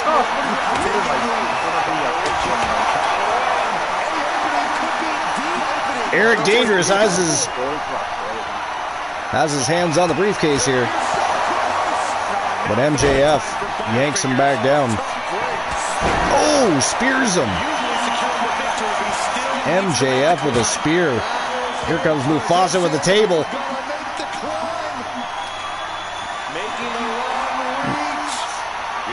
And down goes MJF. Down goes the ladder. Looks like Mufasa's measuring up MJF here. He launches himself big. Flying lariat from the top rope. By the champion. By the double champion. Again, he is the TWA World's Heavyweight Champion. Big double axe handle right between the eyes of MJF. Ooh, damn. Dangerous. Throws the steel chair right at the head of Joe Hendry. This could be it. You're going to need your back adjusted after that one. TDL in control here. Oh, nice move by Mufasa. Sets the ladder back up. Wasn't sure whether to climb the ladder or deal with MJF, but MJF's still not moving, but he is now. Slowly getting back to his feet here. Mufasa didn't see him coming. Kicks him off, but MJF gets right back up. Kicks him off again. He is determined to get that case. What does Mufasa do? Oh! What was he doing there? What was his plan of attack? I mean, he decided to climb right to the top of the ladder. MJF took full advantage of that situation. Joe Hendry is laid out. MJF just got busted open. Mufasa sets up the ladder right in the middle of the ring.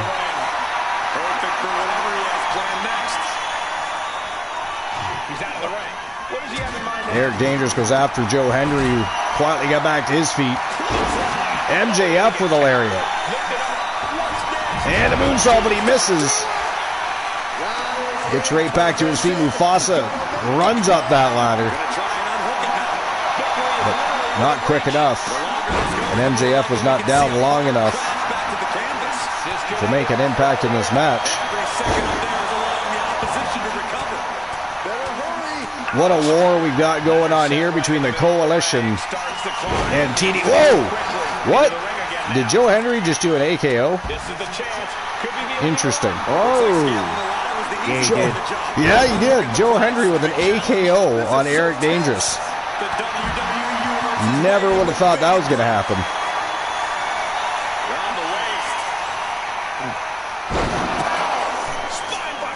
Damn. Mufasa was laid right out. Eric Dangerous is on his feet, though. Here we go. Ladder set up in the middle of the ring. Perfectly positioned. Went for a knee drop. Mufasa got out of the way, though.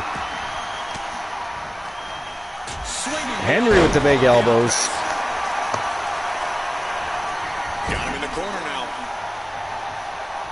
Climbing up. Eric Dangerous climbing the ladder. Joe Hendry went right by him. He's going for it. Quickly came right back, though. I don't know what he was thinking even getting out of the ring to begin with. MJF went for a jumping knee, evaded, though, by the champion. Joe Hendry with a sit-down powerbomb. MJF climbing the ladder. Mufasa can barely stand. He is reeling still. In he comes, though. Can he get there on time? Joe Hendry grabs a hold of Mufasa. it's ending good, Cole. And it is MJF with the briefcase. Ladies and gentlemen, that is it. That is all. The winner of the matchup and your new number one contenders, MJF, Joe Hendry. They are the Coalition, and they are the new number one contenders to the Visions TWA Underground World Tag Team Championship. So congratulations to the Coalition. What a battle, though. What a battle. I got to tell you, though, if it wasn't a TLC match, if this had been a straight-up tag match, Extreme Rules tag match, tag team lockdown match, TDL would have won. TDL would have won. They had them in trouble way more often than the Coalition had them in trouble. Yeah. But that is the nature of the beast. But I can tell you this, TDL will not take this lying down. They will want a rematch. Especially after that war. That was a fantastic matchup between those two great teams. But I still think TDL would have won any match, any other matchup, and they would have won. As it is, it was a TLC matchup. The objective to climb that ladder and pull down the case. So the Coalition, your new number one contenders to the TWA Underground World Tag Team Championships.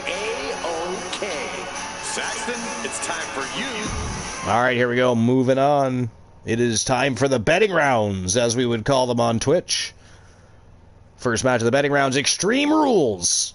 It is a one-on-one matchup between Big Farmer Jackson, the gal that everybody in the community chose on the poll to face Melissa Archer for the TWA 1 Championship. That's our next match. Let's go. All right, what do you guys think? Big Farmer Jackson or Melissa Archer? Who's taking it home? Who's taking it home? This is our second championship matchup of the show. First one was our Speed Championship matchup. Unfortunately, we, once again, today did not get a winner, and we're unable to crown an inaugural champion. So that championship is still vacant.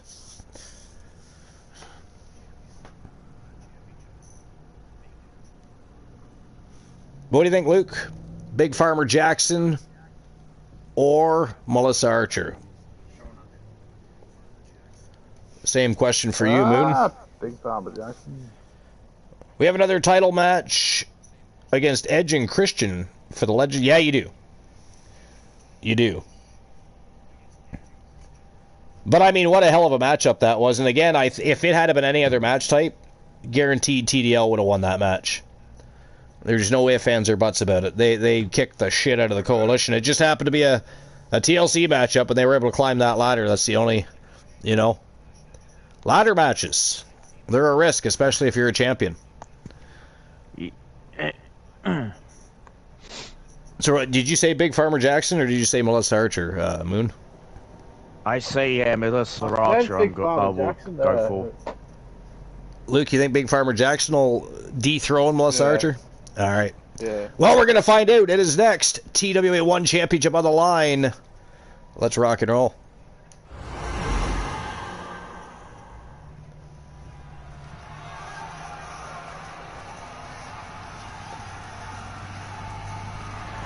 Here we go.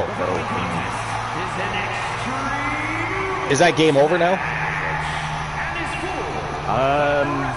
I know they went into the fourth quarter just a little while ago. I don't know if they're still in net, still in. Yeah.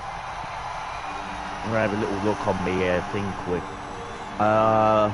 It doesn't show like the Tampa Bay Buccaneers defeated the Bills. So they're still, I think they're still playing now. They're still playing now? Okay. So this is an Extreme Rules matchup for those that did not know or did not see it on the card. Big Farmer with a touchdown too. Big Farmer Jackson, of course, representing Death Authority East and Team Boss Apollo, or Lady Death Authority, depending on how you know them. They go by Lady Death Authority and Death Authority East.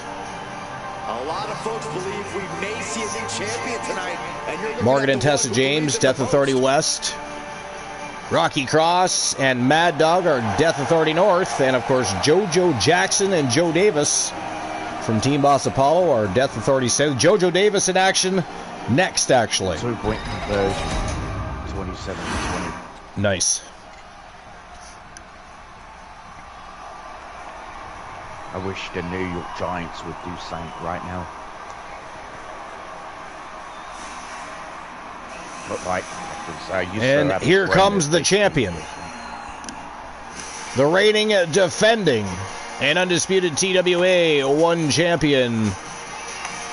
Representing the Wolfpack Gals, it is Melissa Archer.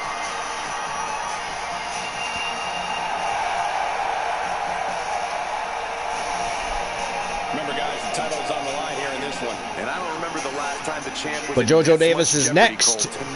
He was chosen by the community to face Shade for the TWA 1 championship, and that matchup is going to be an ambulance match. I'll be right back with it. I'm going to restart like now. Okay, sounds good.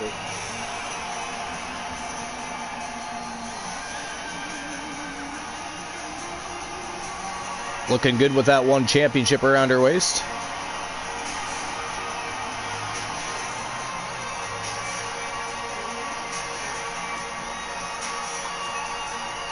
I remember Melissa Archer with Jake Cargill. Yep, she was also tag team partners with Jake Cargill at one time, yep. Tag teamed with Jordan Grace for a bit. Now teaming up with Sol Ruka. Unless Team Infinitoni takes over managing Sol Ruka. That is yet to be determined. But here we go, TWA 1 Championship on the line, Extreme Rules. Introducing the challenger from New York. I didn't see House of Glory last night, maybe. Oh yes, Mercedes Monet was there. Yep. I'm not surprised that I'm not surprised that she's won a 30th title. Yeah, no, me neither. I mean, it's just redundant now. Just for the life of me, I don't understand the point. With this championship title in play, you can expect. You know, if you were working for a big promotion and you won 13 championships there, that would be something. But she's just randomly going around to different independent promotions and winning their world titles. Nick Nemeth was there yesterday at Super Clash because it was their, I think it was their first ever pay-per-view there, like the first ever Super Clash. Yeah. Bold declaration, Byron, but given the competitors vying for the title tonight, I'd be inclined to agree. Into a powerbomb. A powerbomb's not meant to be pretty, but man, Big Farmer Jackson off to a fast start here. Sure they don't want to be taking any more of those. Not holding back. Nick Nemeth was facing off against the Amazing Red. The Amazing Red, nice. What a shot! Amazing Red is incredible. Yeah, no, he really is. Yeah, he's been around for over 22 decades. She turns it around. 22 years. 22 decades is a long time. That's like 220 years. Damn.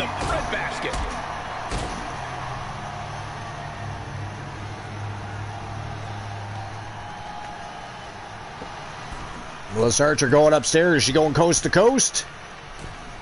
She is.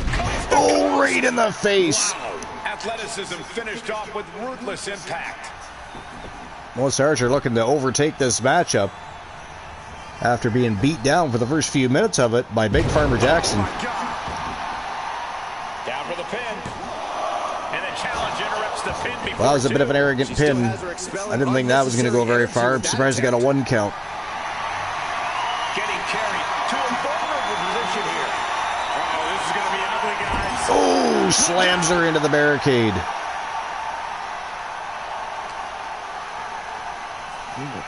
Slams on the binder. She almost got tossed right into those steps, but back into the barricade she goes.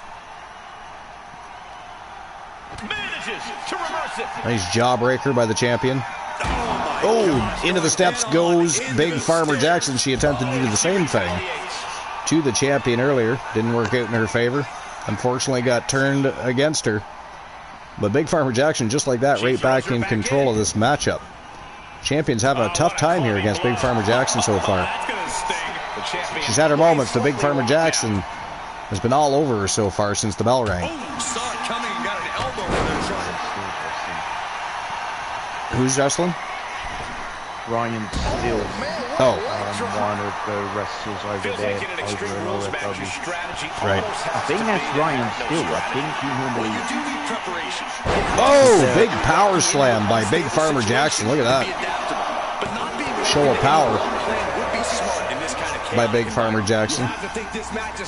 Well executed. Oh, the physicality on display there. Unbelievable. Getting set up.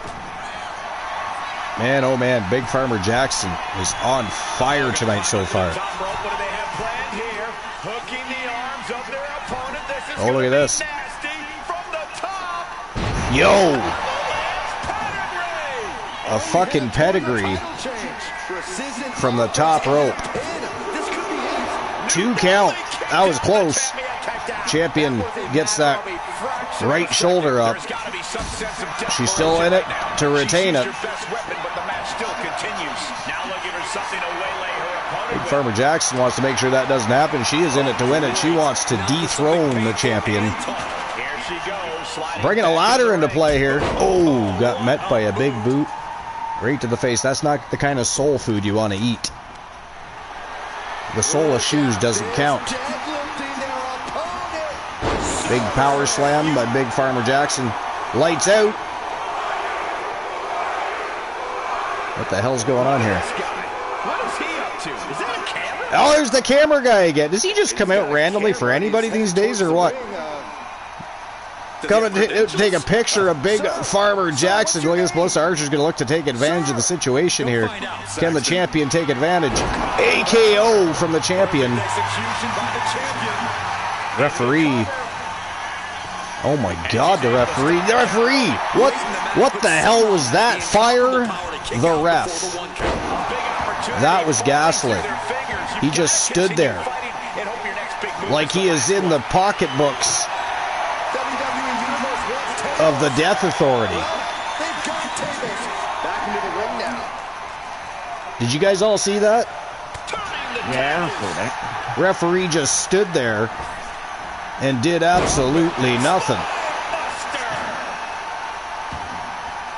I don't think a 3 count would have come out of that. Probably a 2 though, but either way, we didn't get an any count because by the time the referee finally decided to get down and do his job, Big Farmer Jackson had kicked out. But that's got to be frustrating if you're the champion though. Today Ace Hunter is a moose. He's also Jey Uso, so he's Jey Uso dressed up like a moose. What are you driving? Moon Raiders driving a Jaguar.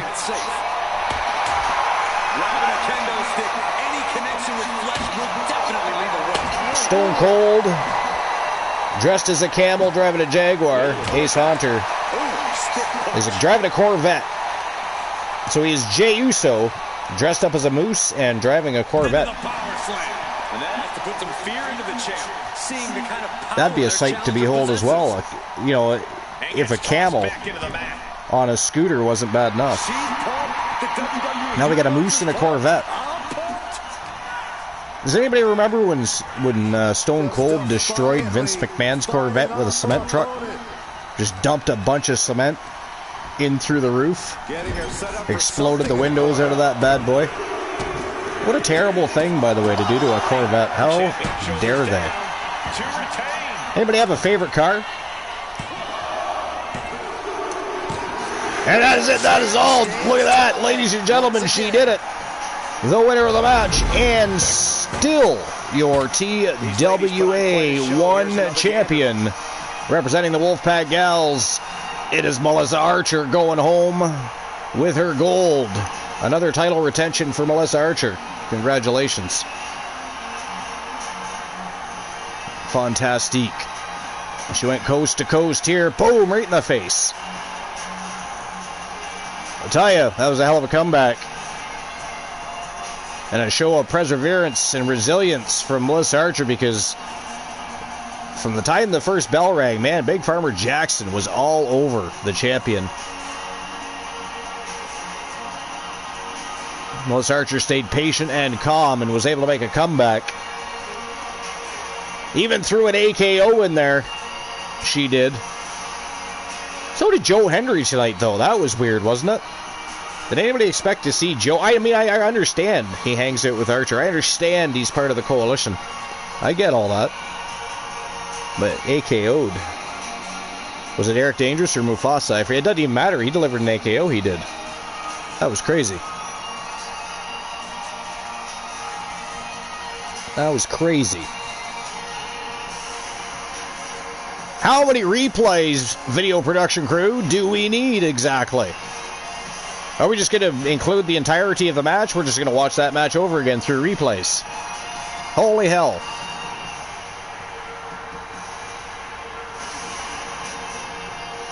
But a big victory for Melissa Archer. Congratulations again. Still the reigning, defending TWA 1 champion. The people's champion, if you will. This was a truly spectacular win. Who's going to take that from her? Win of that caliber any day of the week. This is one to be proud of. As far as people in rankings go, which the rankings only really matter if we've just recently had a poll or haven't had a poll yet and we're at a stream preview and the title has to be defended anyways, we do utilize the ranking system for that. Other than that, you have to become championship worthy and or be voted in by your peers on the polls to get a shot at the championship. That's how it works. All right, here we go. Our next TWA 1 championship match of the day. This time it is an ambulance match, ladies and gentlemen, from Team Boss Apollo and Death Authority South. Joe Davis. We were just talking about him. Multiple-time champion is Joe Davis. Been a world champion, tag team champion. He has done it all. Looking to become the 1 champion. Looking to dethrone Shade, the multiple-time 1 champion and reigning defending champion from Team Sir Jack the Great One. It is Boss Apollo versus Sir Jack the Great One as far as management teams go here. 1v1 ambulance matchup next for the TWA 1 championship. Let's rock and roll.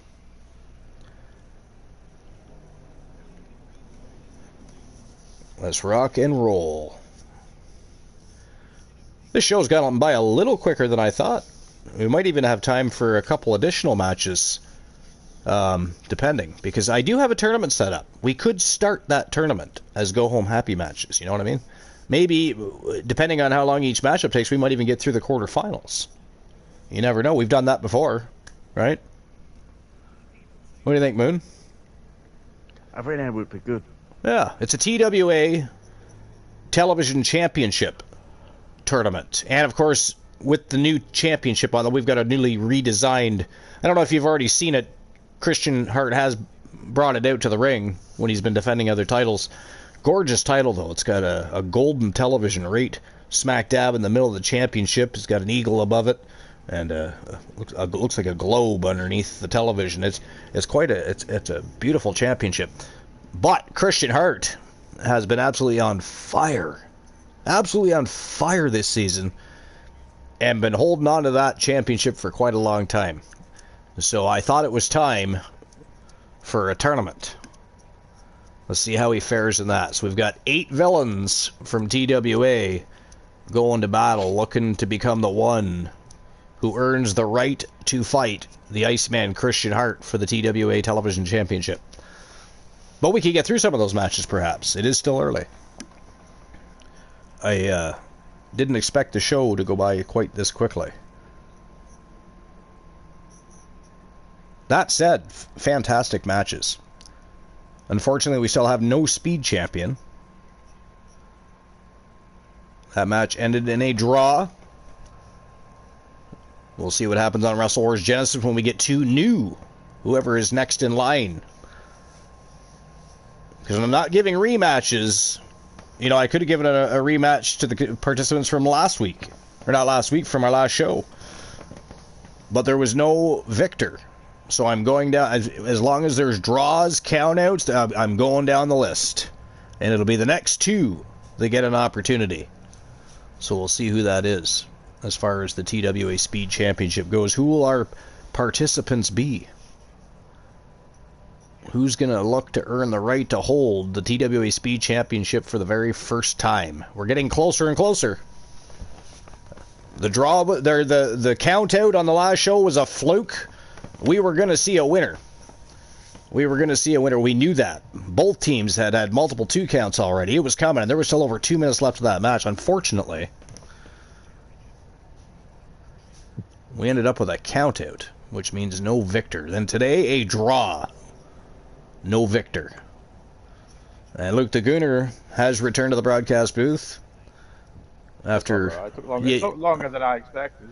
Well, if you don't stop at the shrine on the way back, that helps. Shut the fuck up. How dare you stop and worship Mickey when you could have been coming right back to the broadcast booth, joining Moon and I. It's alright, we talked trash about you the whole time you were gone. So there. You fucking stinky cunt fish. You scallywag. You gooner. But here we go. Joe Davis. Shade. Team Boss Apollo. Team Sir Jack the Great One. TWA 1 Championship on the line. It is ambulance match time. Let's go.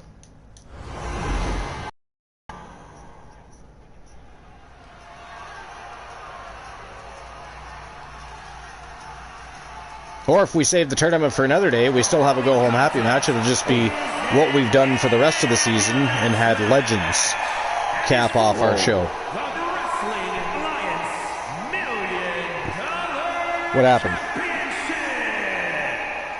Buffalo Bills touchdown lead the Buccaneers 44 to 32.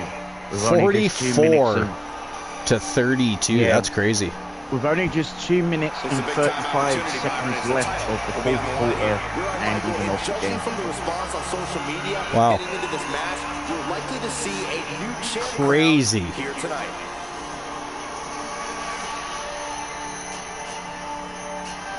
Joe Davis, representing Team Boss Apollo, and of course again Death Authority South.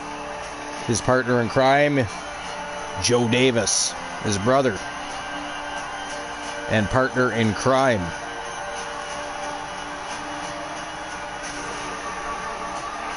JoJo, no stranger to being a champion, would love to wear gold again. Can he defeat Shade though? The chosen one. Some say became the Great One. Another one that's been up there for discussion for Superstar of the Year. But I think at the end of the day, I still got to go with Christian Hart. Man, Christian Hart has had one hell of a season. People have been stepping up to the plate, and he's been knocking them all back down. Striking them out. No hits on the table. A lot of pressure on this superstar. Tonight's where he needs to prove that he's championship material. He is the TWA Television Champion. He is the TWA Legends Champion. And he is also the TWA Underground Pure Submission Champion. He is a Triple Crown Champion. And, by the way, has defended all of those titles more than once. It's kind of crazy what he's been doing. I believe he has been Pure Submission Champion now for about 3 months. And here comes one of my favorites. And usually defends it on every Underground show. He just doesn't happen to be on today's card. Otherwise, he probably would have been today. The chosen one from Team Sir Jack the Great One. The outsider. Some would say Shade. A multiple-time champion this year.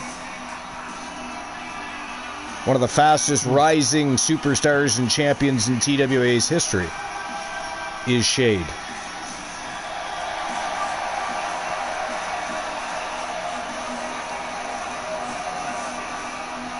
The pressures of being champion are very real, but this guy is ready for it. Well, what do you guys think? JoJo Davis or Shade?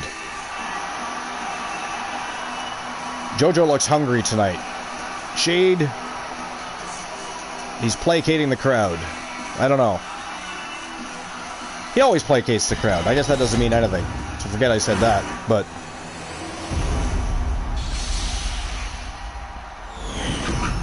The TWA One Championship. For anybody newer, of course, that is our version of the People's Championship. You can only become a challenger if you're voted in on a poll by your peers, or if... I should actually add it to our YouTube shows too. Right now I just have the World Championship worthy that you can go for with the exclamation point world. But I should add in the One Championship as well, so you guys can try to become One Championship worthy. Yeah. Now, redeems, for anybody newer, redeems never supersede. There's always storylines going on. There's the people that are in ranking and in line next for titles. We don't supersede those events unless those other wrestlers are already busy with either other feuds or other matches, and you can sneak one in there. So anybody that knows. Anybody that doesn't, now you do know.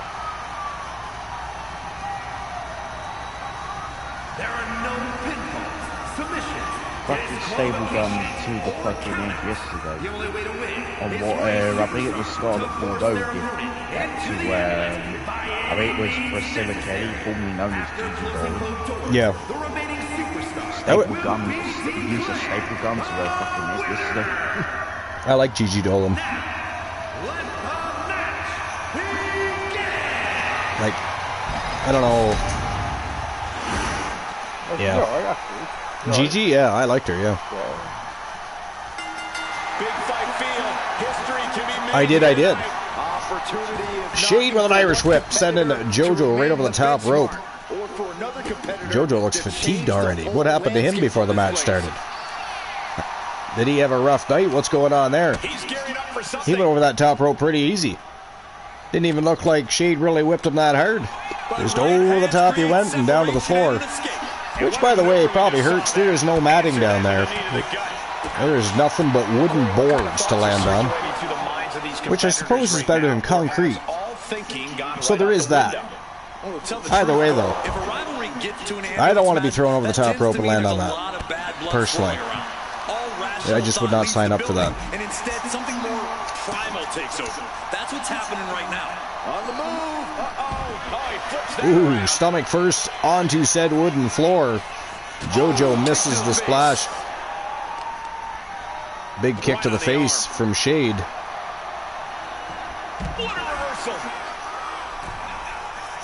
Kind of a back and forth affair here. Nobody's really had the upper hand yet. Down comes JoJo with a big double axe handle to the spine. Jumps right into the small of his back.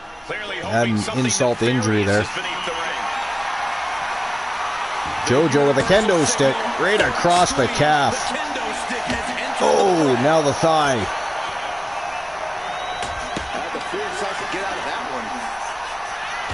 Oh, damn, now he ate the steel post. I mean, it's always good to have iron as part of your diet, but not that kind of iron, though. That is the wrong type of iron that you want to eat. Swinging those ambulance doors open, could have one thing in mind. Oh, shit. Shade is definitely going to have to work smarter. He's not going to be able to match power, I don't think, with JoJo Davis, but I'm not saying he's not a powerful individual, but JoJo is a big man. Shade needs to use his speed. He's got to outthink him, outsmart him. Oh! Damn! JoJo just stood there and ate that. Didn't work out in his favor. Dropped him like a bad habit with that lariat. Nice falling neck breaker into a dragon sleeper. Good night. Trying to escape, and yes, he's able to get free from that. Nice reversal by Shade. Throws him over his shoulder. There's a kick. But eats some feet. As a retaliatory response from JoJo Davis, and he might be out cold here. Oh, he's got a shovel now. Oh, right across the knee. Oh, damn. Shade eating the shovels. Desperation move, dragon screw leg whip. That'll mess up your knee, though. I mean, I would have hit him with the shovel. He hit you with the shovel, hit him back. Wouldn't you? Yeah, I would, yeah. Yeah. He connects with a counter. Oh, eats the feet again. JoJo quick with those boots to the face. Yo. Big diving splash from the top rope by JoJo Davis. Shade's in real trouble here. Shade's in real trouble here. Look at that, he got right back up. And quickly takes him down. We just passed the ball, come on. Fucking sacked as well, man. You watch the NFL? Yeah, the Blake Mayfield, whatever his name is, she's fucking standing there like a fucking statue. What's he gonna do now? Look at this, JoJo and Shade on top of the ambulance. He's got something big in mind. Oh. Elbow drop. Really flirting with disaster up there on the roof of the ambulance. One false move could lead to catastrophe. This match has been fast-paced and very chaotic. Down goes JoJo from the top of the ambulance all the way down to that wooden floor. That little wood to his diet. Oh, he busted him open. Shade busted open JoJo. Getting an up-close and personal view of their ride out of this arena. Looking to throw him in the back of the ambulance here. In he goes. Can he get the doors closed, though, is the question.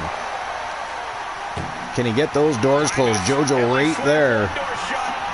He's not ready for this. Oh, nailed him in the face. Can he get door number 2 closed?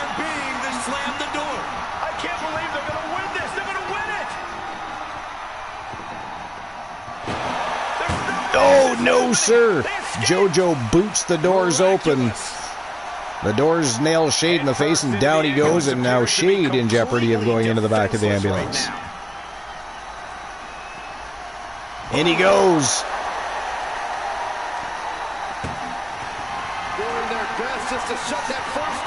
JoJo trying to get those doors shut.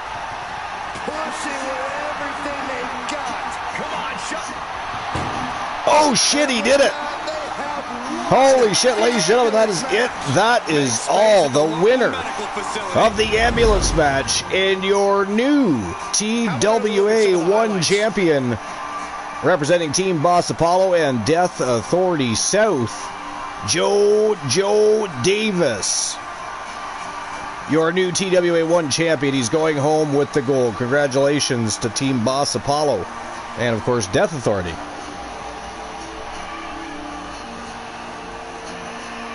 More specifically, Death Authority South. But they are still one giant faction, nevertheless.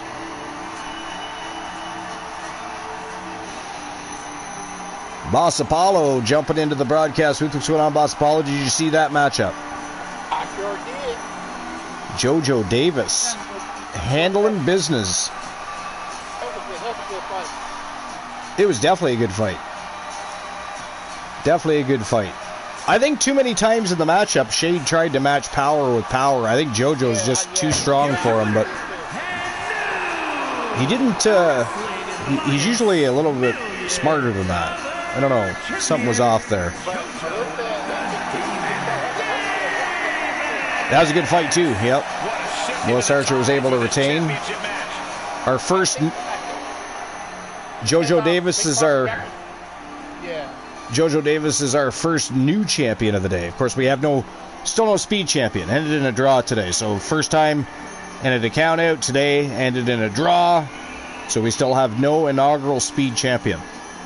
Great matches so far, but no new champion yet. But But yeah, JoJo Davis was just on his game tonight. He was on his game, and Shade just looked off his game. I don't. Usually he's flying around, and you've watched Shade wrestle many times. He's been champion many times in his very fast rise to the top, by the way. But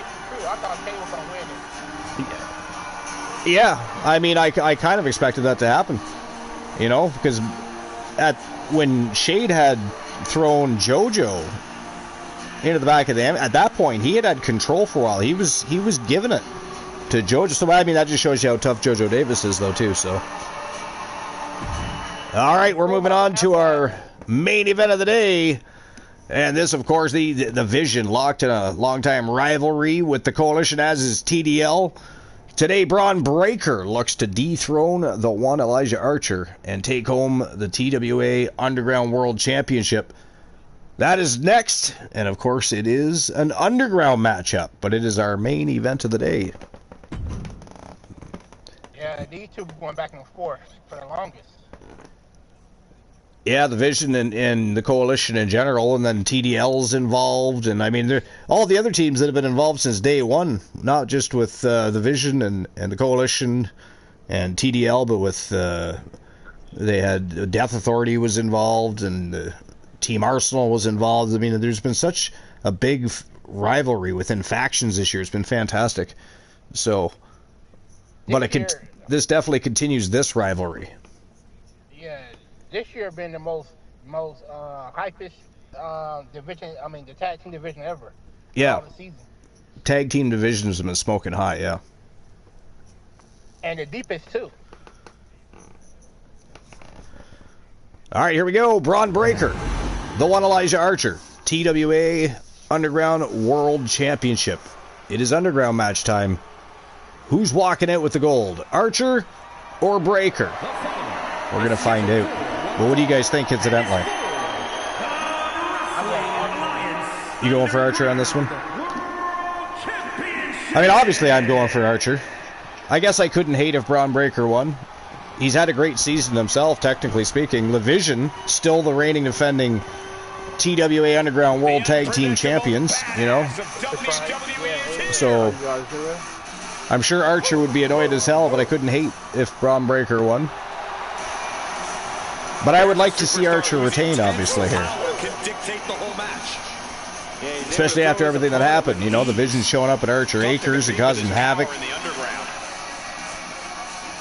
And then the Vision and a member of TDL invaded again with wearing masks and hoods, and I mean, there's been chaos going on. It's been absolute pandemonium with the Coalition, TDL, and the Vision. It's been nuts.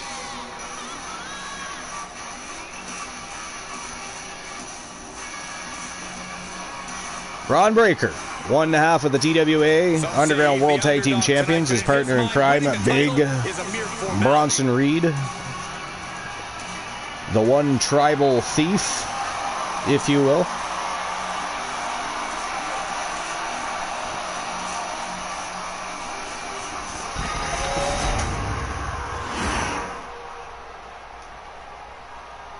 Now we await on the champion. The WWE Universe just exploded!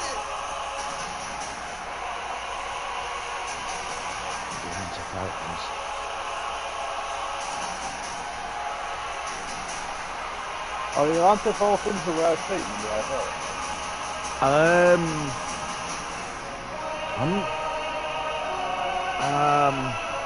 don't really know.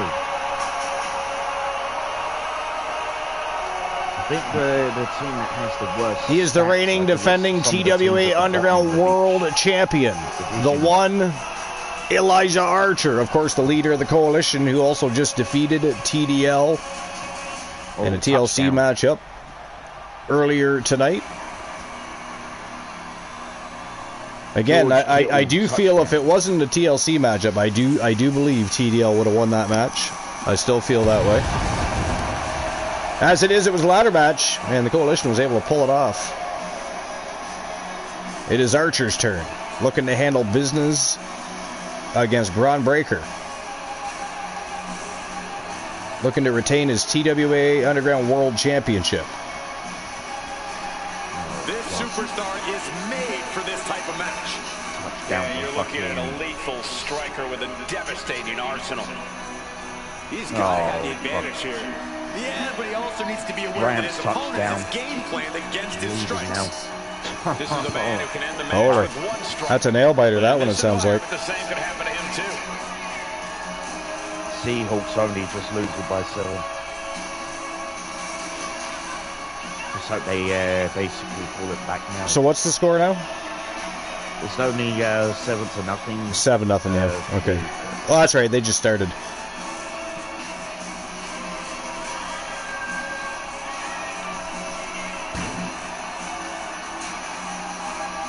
The WWE Universe more than ready for this type of defense, and the champion is prepared too. Here we go. World Championship time.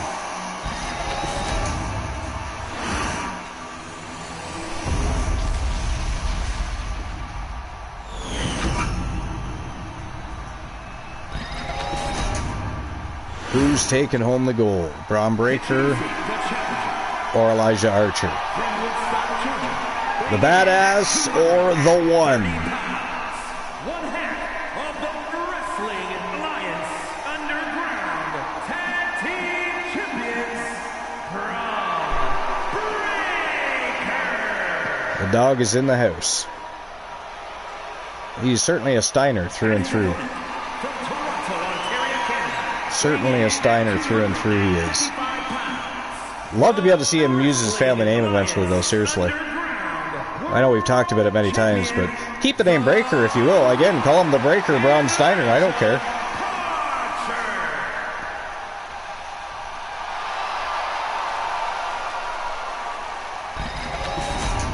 You win this title, you are a top name in this industry. All right, here we go.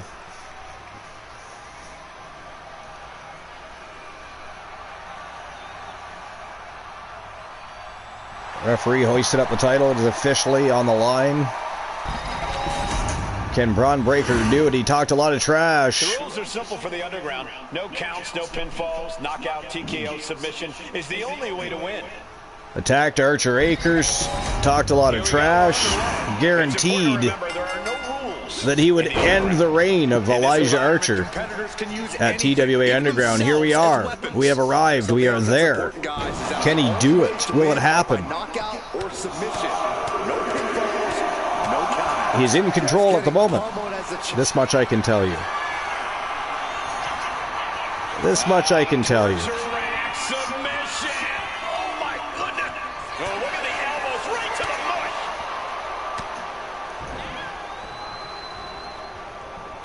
Ooh, nice jab right to the face. Follows up with a big knee and a headbutt right to the no-no square, it looked like. Damn, busted Braun Breaker open. Big, huge right hand right to the left side of his head. He is bleeding. Yeah, Byron, this is not a match you go into lightly just by choosing to be in this match. These two superstars are both willing to destroy themselves in order to silence the other. A perfect flex by Archer. Paying homage to Mr. Perfect there. Ooh, Breaker tosses him right into the barricade. Standing moonsault by Breaker. Showing off that athleticism. Tosses him like a rag doll. The power of Braun Breaker, I mean Archer. 6'5", 255, 260, something like that. Braun tosses him like a rag doll. Dominance into the steel steps. That's got to be a tide turner.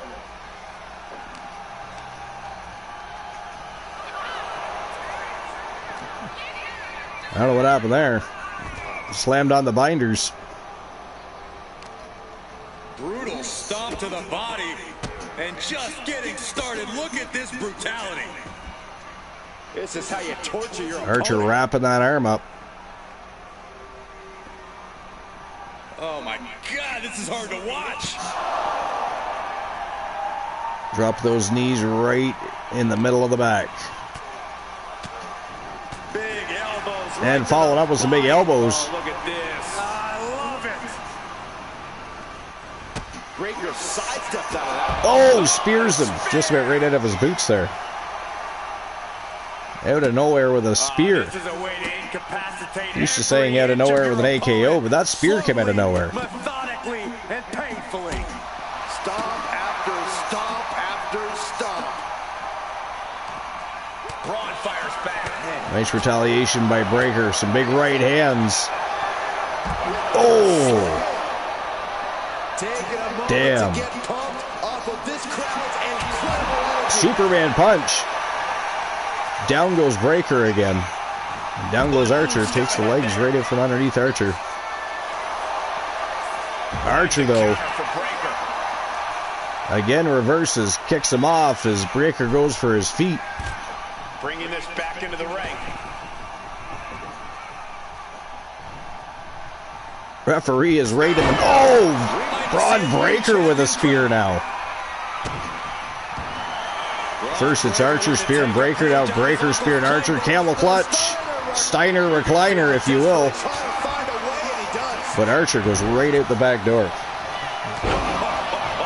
Big jumping elbow right to the back of the neck. A little bit of a dirty move there by Archer, to be fair. Dodge is out of danger. Caught with a clothesline.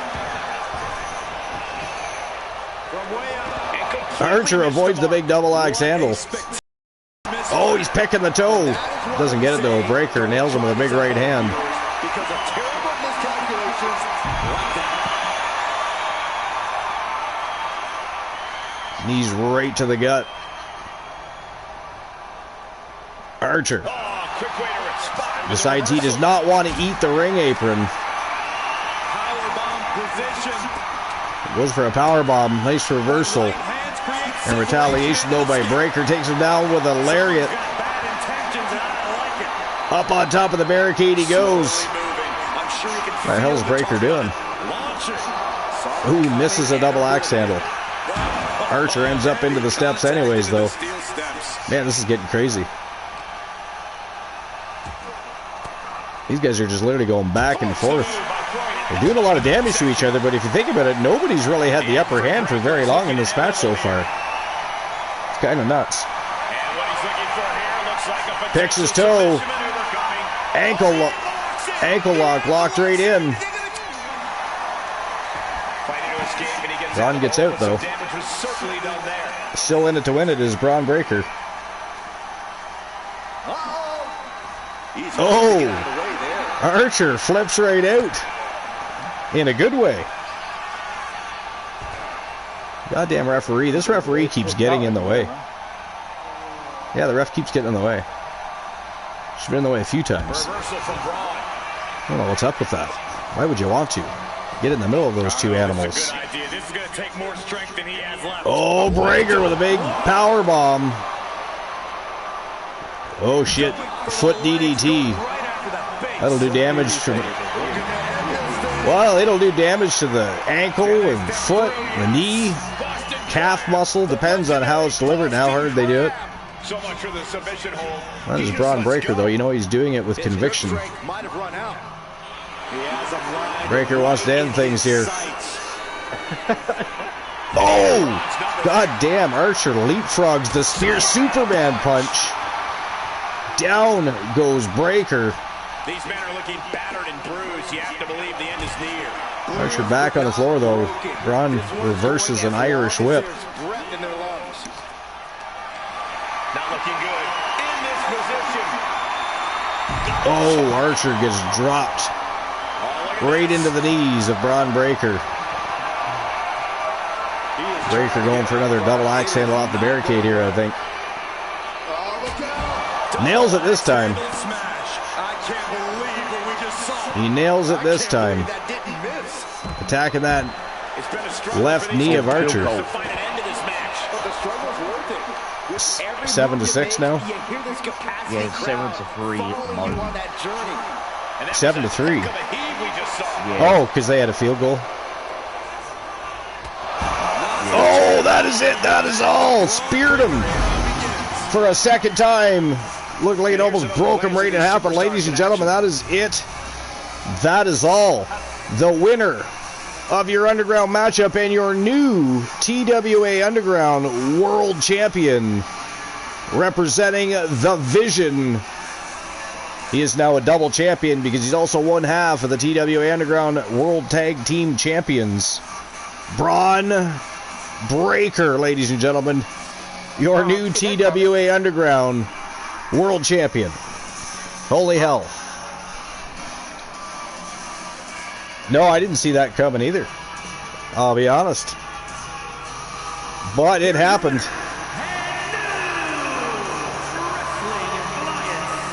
Wow.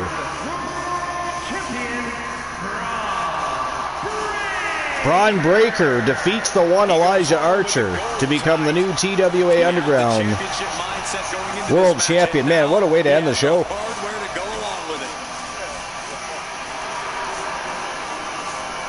That's crazy.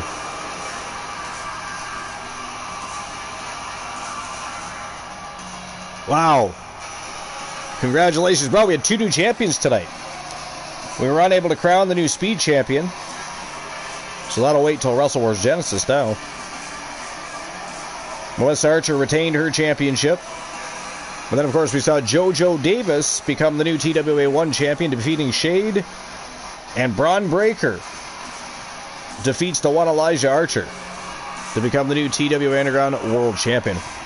Wow. All right. So, we can have some go-home happy match time, and I do have a tournament set up, so we can get a match or two out of that and start the quarterfinals. Depending on how long the matches last, maybe we even get through the quarterfinals, but we can do at least a couple of the matches and start the tournament.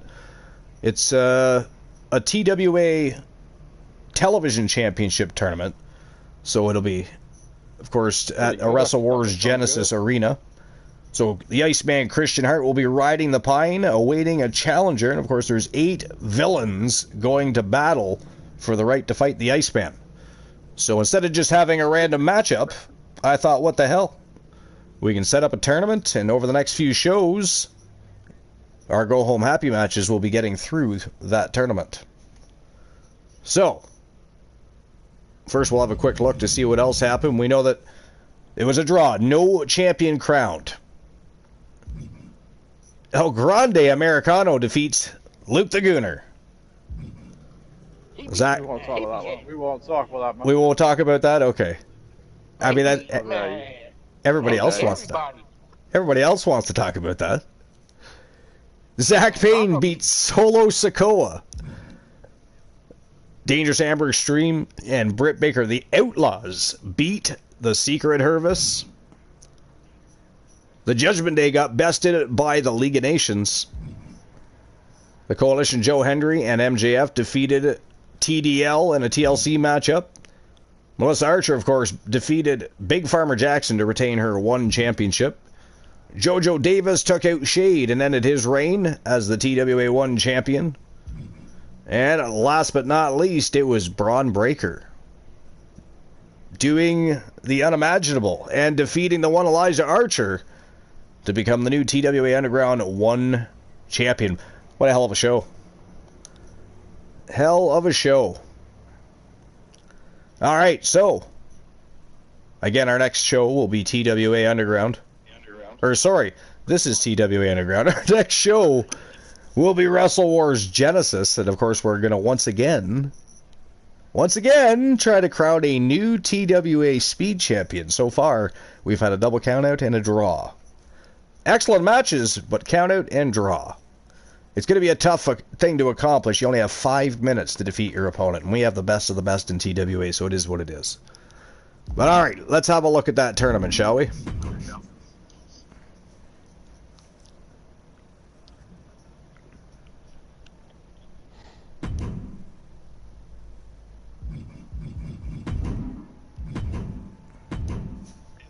Alright, here we go. So it is for the newly designed, and as you can see, there's a brand new title plate. We got a golden television in the middle of the championship, an eagle on top of the TV, and of course a globe underneath the television. Oh, sexy new television championship belt.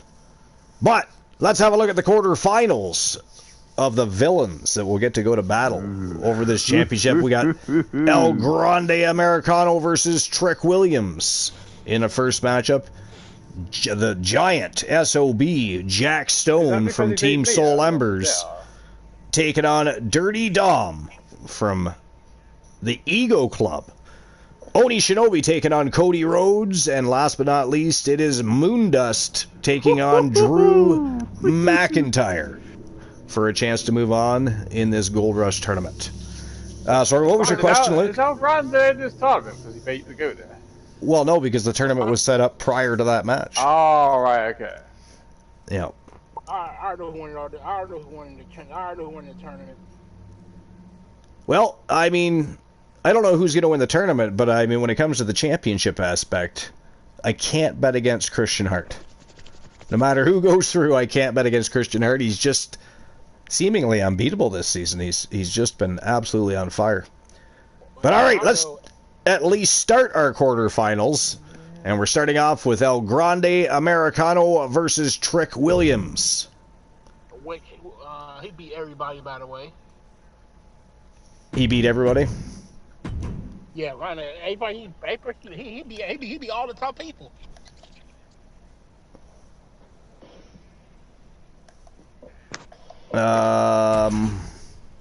Wait, what?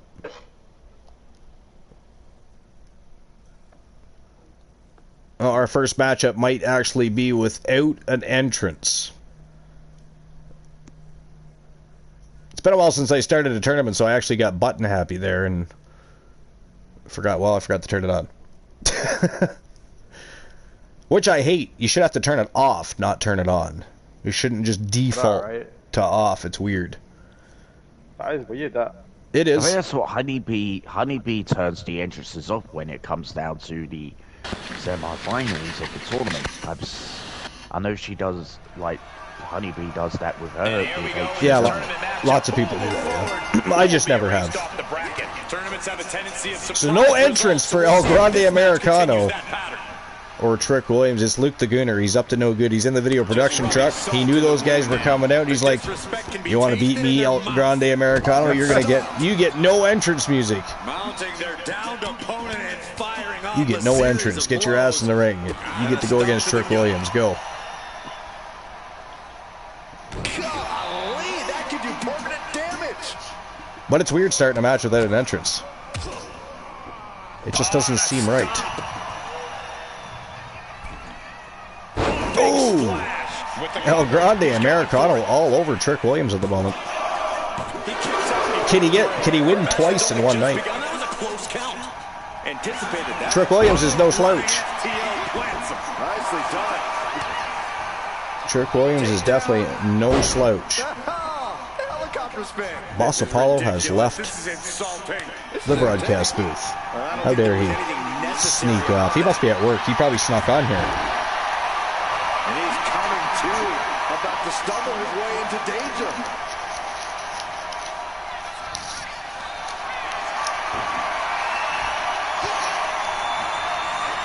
Trick Williams looking to turn the tides here. Oh, Celtic.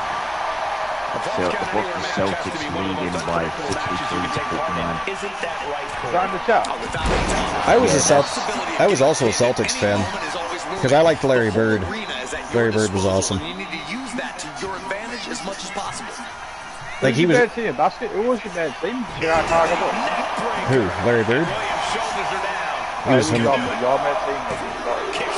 the main team I supported. The Chicago Bulls. Yeah. Williams is in real danger now. Man, oh man. El Grande Americano really not even giving Trick Williams an inch of room to move most of this match so far. He's just been all over Trick. I think he managed that kick out on pure instinct. Oh, no, he could be caught here. Bad spot for him.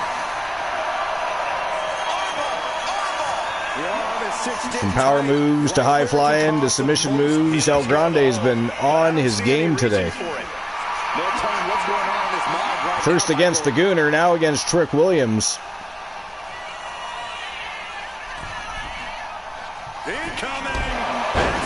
Big double axe handle at the back of the neck. Maybe now is the time to The Gooner what? I thought you said...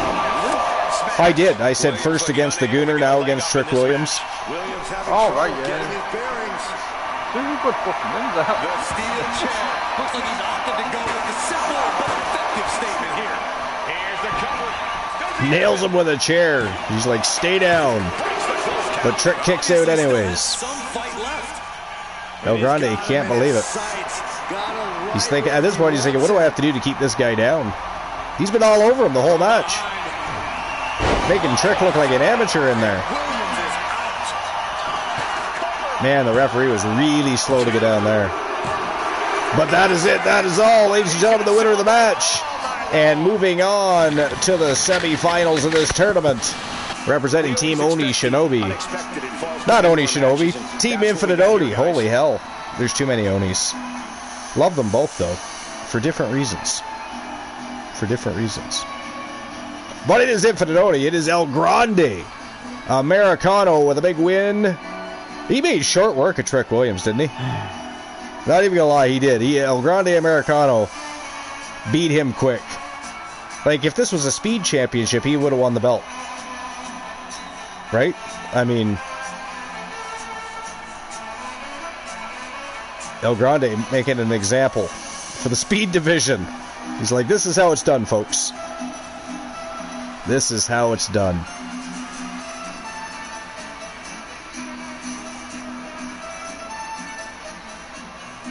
Even used a chair.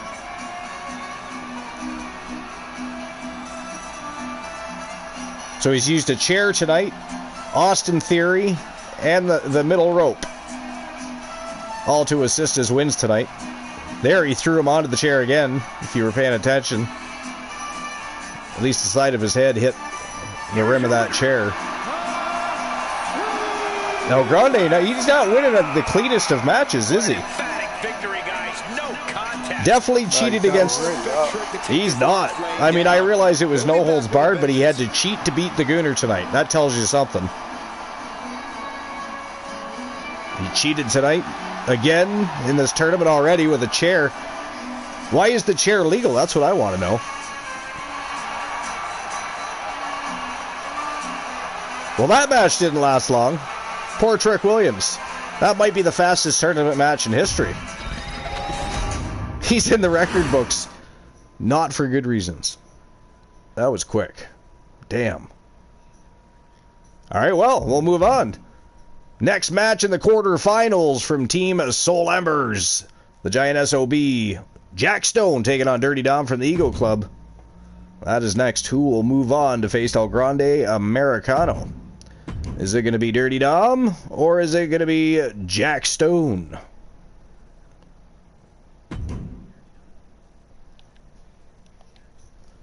Alright, we're going to find out right now. This time entrances are on.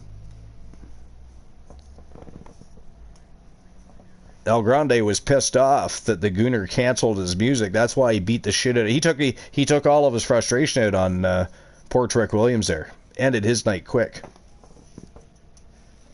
Ended his night quick.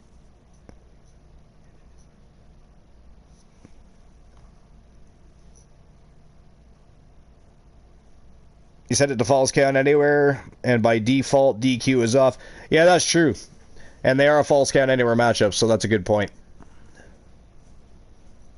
I hadn't thought of that.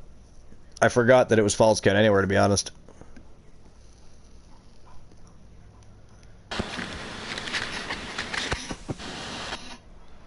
But El Grande did whoop that Trick. He did indeed. No ifs, ands, or buts about that. Here comes the former TWA Underground World Champion, Jack Stone, an OG giant from here in TWA.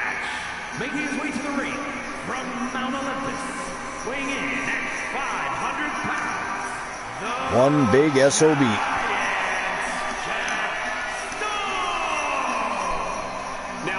Is a superstar who can breathe new life into this crowd. They were already alive, Cole. I don't know how this superstar's going to do anything to change that into being more alive. Yeah, Corey, but the fearless and daring behavior we see from this superstar brings the WWE Universe to an entirely... He is a mammoth of a man, that's for sure.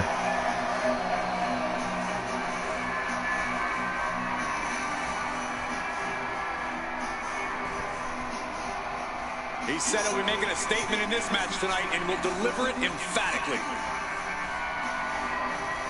Can he beat Dirty Dom, though?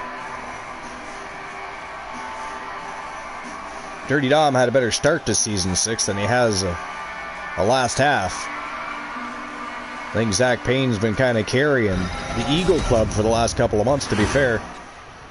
For what I understand, though, Dirty Dom on thin ice with Zach Payne. Here comes the This coming from Callie Carter, of course. superstar, the true future of Eagles Paradise leader, part of the Eagle Club. Look at this piece of human garbage. He's mighty pleased with himself already. Oh, come on, Cole. You'd be He did not pleased, cheat, too, no. if you lived the life of That is Dirty correct. Dom. Representing the Judgment Day from San Diego, California, weighing in at 200 pounds, Dirty Dominic Mysterio. No doubt that What do you guys think? You guys think he's capable of beating Jack Stone, or is Jack Stone going to eat him for breakfast here? We know El Grande Americano made short work of Trick Williams. This much we already know. He definitely ate him for breakfast. I think it was an instant breakfast. He just drank him up. It was over just like that. El Grande taking Team Infinite Oni home a W. Again, 2 times in one night. 2 times in one night for Team Infinite Oni with El Grande Americano. Beats the Gooner on TWA Underground. And has already advanced to the semifinals here in this tournament.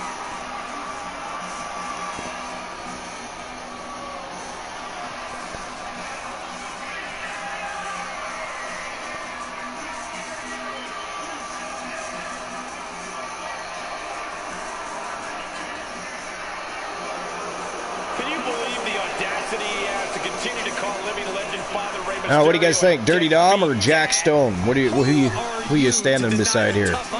Who you picking? Well, we all can't deny that the WWE Universe loves seeing Moon, what about you? Dirty Dom, I might fuck Dirty Dom, yeah. You're going for Dirty Dom? You're Luke, by the way. I said Moon, and you answered.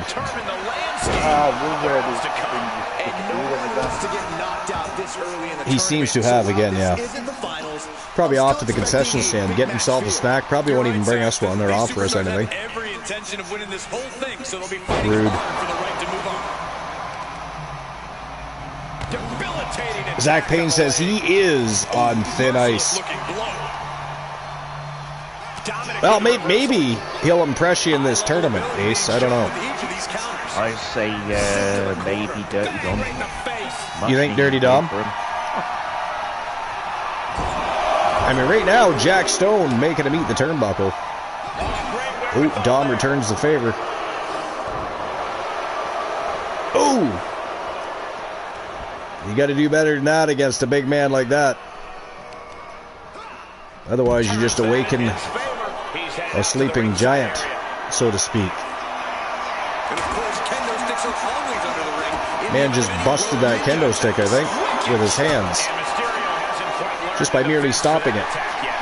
But yet it appears whole still, so maybe not. It looked like it broke. Unless it pieced itself back together. I mean, who knows? Anything can happen.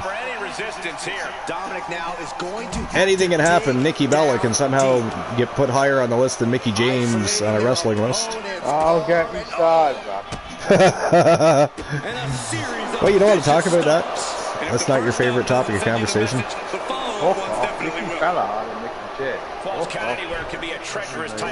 That was a terrible list. Terrible. Absolutely horrendous. Wherever the fuck made that? You do your best work backstage or on bare concrete, then that's where you need to go. Likewise, I forget who it was. I think we actually did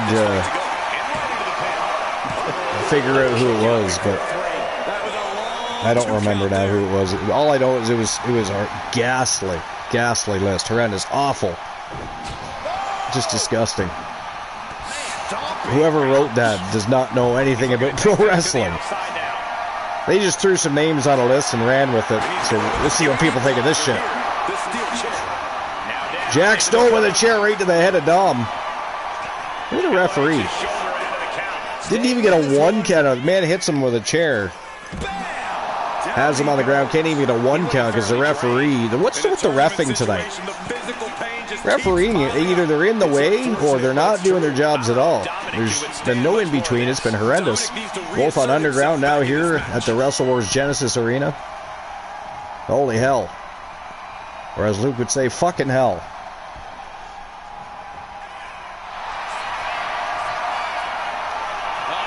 Jack Stone with a big bear hug.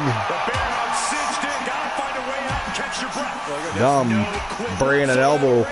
I mean, that barely even fizzled him.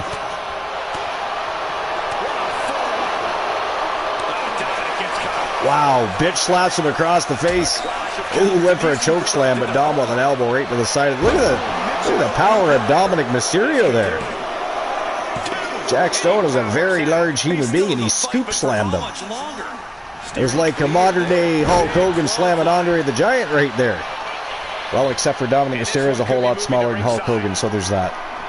You know. He's not as big at all. He's not as big, but in comparison to the body slam.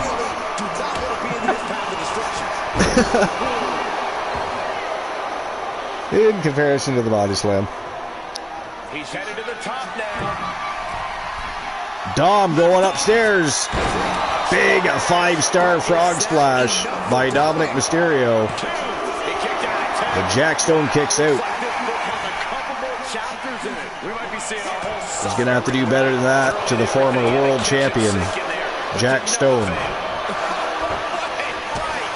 Oh, Jack with a big boot from underneath. I don't see Dominic relenting anytime soon. He really likes that kendo stick. 1 count only? Wow. Jack only got a 1 count on Dominic Mysterio. This matchup definitely not ending as quickly as the first one. Wow. Black hole slam. 2 counts for Jack Stone, though. Dominic is still in it to win it. That was the home run shot that got robbed at the fence.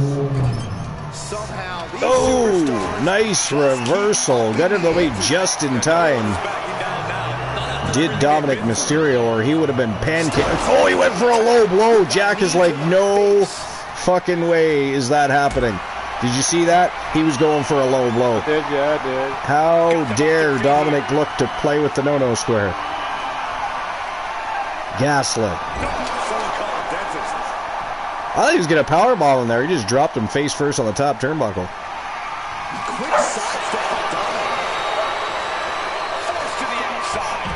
Over the top rope. Goes the big SOB.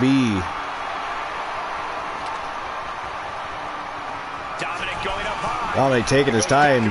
Probably catching a breather, really. Oh, he missed. Jack Stone just moved over a couple of inches and watched him fall. Right on his gluteus maximus.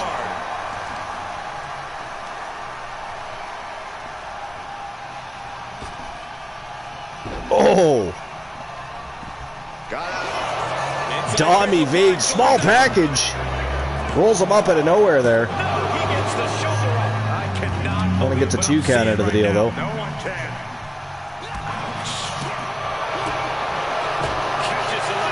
Only gets a 2 count out of the deal.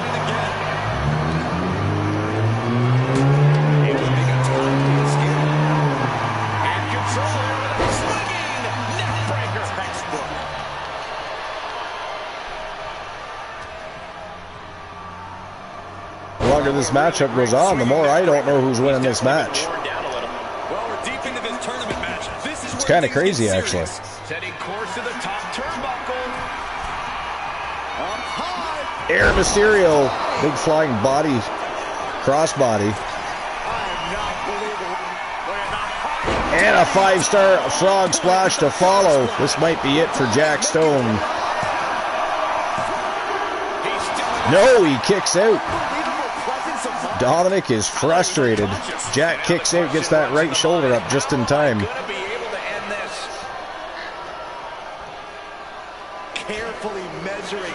Dirty Dom really wants to move on in this tournament. Nice evasion by Jack Stone, avoiding that drop kick. But Dominic is just so quick.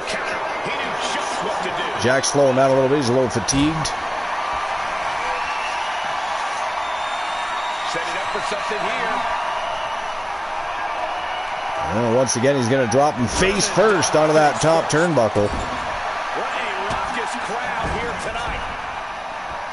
Trying to crush his larynx with his boot here now. It could be all over here. He says, fuck it, I'm going to pin him. Wow, can't keep him down.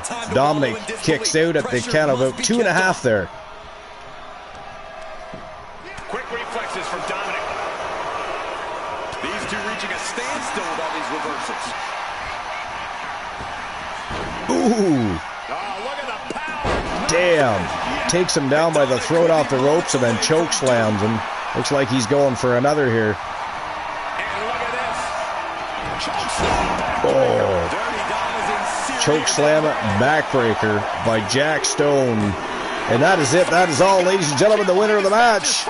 And moving on to the semi-finals to face El Grande Americano. It is the giant SOB from Team Soul Embers, Jack Stone, moving on to the semis. Congratulations to Soul and Jack Stone. Big win over Dominic Mysterio. And for a little while there, I actually thought Dom was going to pull that off.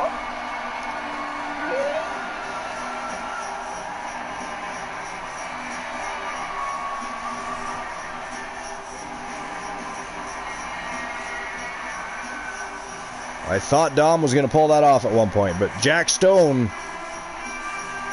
is able to conquer Dominic Mysterio.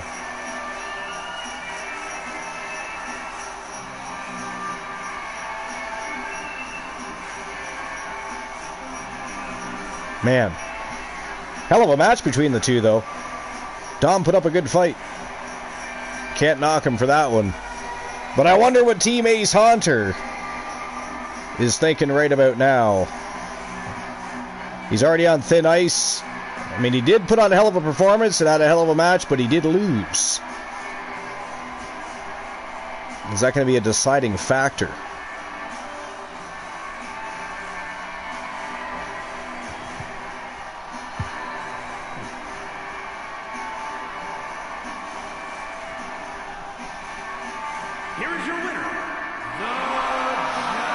Jack Stone moving on to the semis, folks.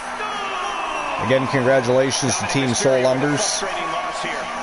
Hard times continue for Dom Dom. Now he has even more reasons to go mode. Jack Stone has seen a lot of success so far in Season 6.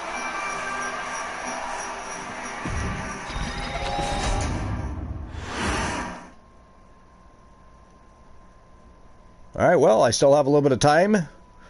I say we move on to our third match of the quarterfinals with Oni Shinobi and Cody Rhodes. That is next.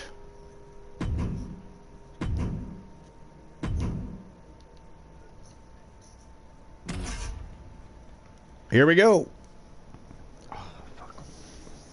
Quarterfinals matchup number 3. Oni Shinobi, the Ninja Assassin, versus the American Nightmare, Cody Rhodes. I forget if anybody has Cody Rhodes claimed or not. I don't know if anybody's managing him.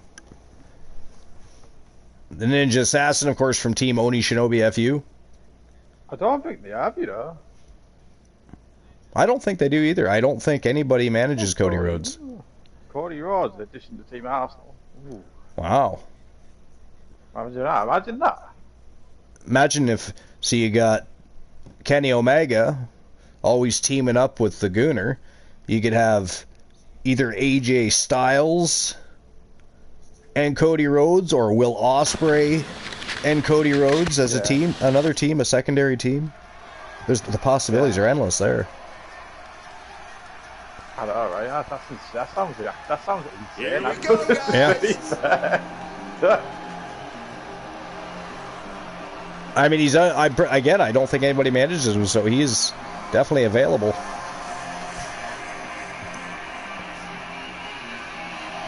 He is available.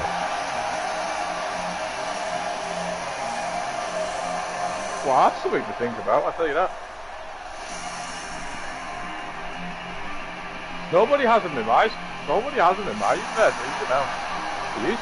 The following is a championship. I'll put you down for the Hardys, by the way. I did, yeah. From San Antonio, Texas. And I have Jim the Anvil Neidhart, Bret Hart, and Owen Hart, right? Guys, this match has the potential to completely change the I should claim the British Bulldog and add him to the Hart Foundation. Or is the Bulldog claimed? He might already be with somebody. I think he is, to be honest. Yeah, that would make sense. I think he is. But he's still in the Hart Foundation. He is, isn't he? I still got him there. Yeah. I might try to find a Brian Tillman somewhere, see if I can get him. He's the only one I missed. I should acquire, actually, the Dynamite Kid if I can, and have the British Bulldogs. Yeah, have the British Bulldogs in the Legends Tag Team division on Legends Night. Yeah. It would, yeah. Unfortunately for him, this is one nightmare you can't wake up from. You gotta live through it. Cody will make sure of it. The Ninja Assassin, Oni Shinobi, waiting on his opponent, the American Nightmare, Cody Rhodes. Here he comes. The American Nightmare, Cody Rhodes, looking to continue his dominance in WWE. Competing at his highest level, I've always been a Cody Rhodes fan, even back when he was dashing Cody Rhodes. I liked Stardust too. I don't care what anybody says. I thought he did a brilliant job with that character. I thought it actually very quickly became better than Goldust, who was already as an established character. So I was impressed by that.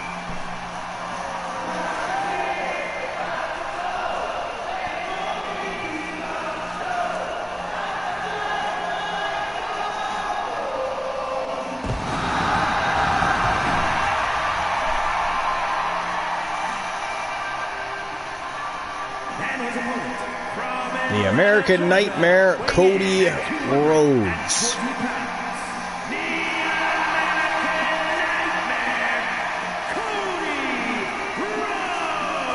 Been a hot minute actually since Cody Rhodes has held a championship in TWA. But it's made him a better competitor. Rhodes has overcome challenges. He finished the story of a lifetime, and he won the undisputed WWE Championship. But Cody has never lost sight of what's important. We all have experienced the evolution of Cody Rhodes. Now, what do you guys think? Who's taking this one home? Oni Shinobi or Cody Rhodes? Moon, what do you think? You can feel the adrenaline going through his soul. Say Oni. Ready to fight. Oni Shinobi.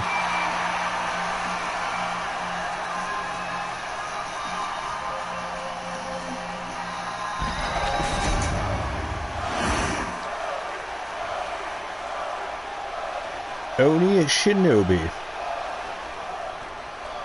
This first round tournament match, you know, we've only been live for about 3 hours, and we've already finished an entire TWA Underground card and are nearing the end of the quarterfinals of the Gold Rush tournament. You're right, Saxton. These superstars have every intention of winning this whole thing, so they'll be fighting hard. It's kind of crazy. He goes for the quick pin attempt. And only a 1 count. Not even a 2 count for him. Oh, Skullboy! Shoulders down here! Oh, it turns it around. He has the pin. Some interesting exchanges here. Both men putting on a technical display here. Very interesting so far between the Ninja Assassin and the American Nightmare. Double axe handle. Oh, man, right across the chest.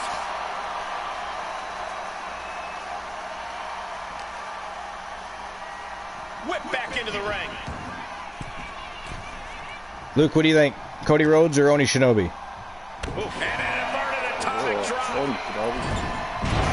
Ooh, Cody misses the moonsault. Nice bulldog. Stringing something together now. Rhodes is unloading offense here. Drops an elbow. Wrestling 101. If you can't I mean, Cody's definitely capable of winning the match, but I do want to see Oni Shinobi move on. I'd like to see him beat Cody Rhodes here. If we can get Adam's card, then I'll Adam be master. Given the no disqualification. Yeah, we would just have to manage to make that happen, that's all. Ruthless tactics, Cole.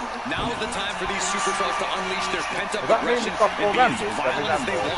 There's nothing the ref can do about it, so they should. Well, I mean, there's 5 on a faction. You can tell Cody was zeroed in on his opponent. Some people have more than 5 in a faction, so they end up having to create a secondary version of, and or use the affiliate thing. But sometimes you don't want them just affiliated; you want them actually branched with. So.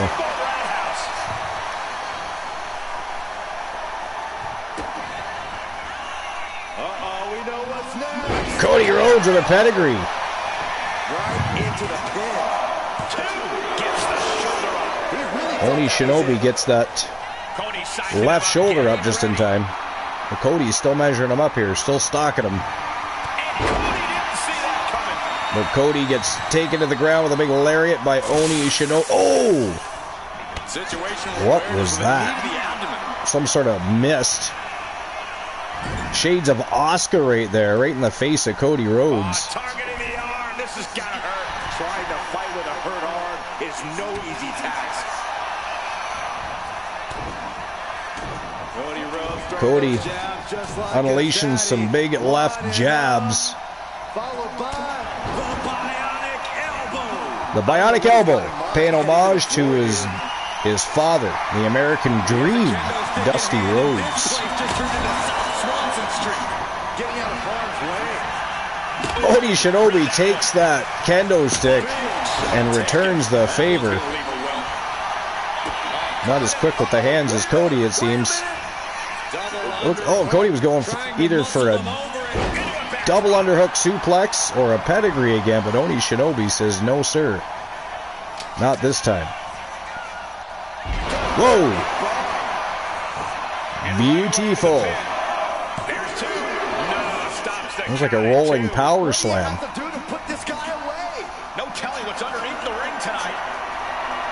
Oni Shinobi doesn't want to just beat him or pin him. He wants to beat him down. Nice!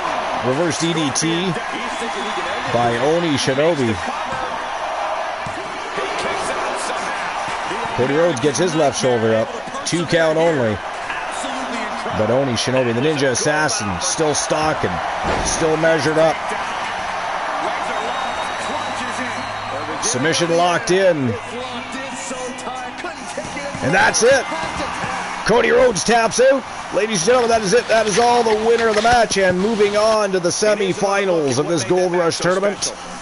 Representing Team Oni Shinobi FU, it is the Ninja Assassin, Oni Shinobi. Congratulations to Team Oni Shinobi FU. Of course, Oni Shinobi, a former 2-time TWA television champion.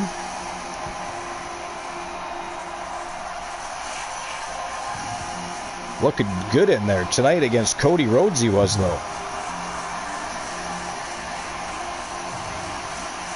But Luke said Oni Shinobi would win.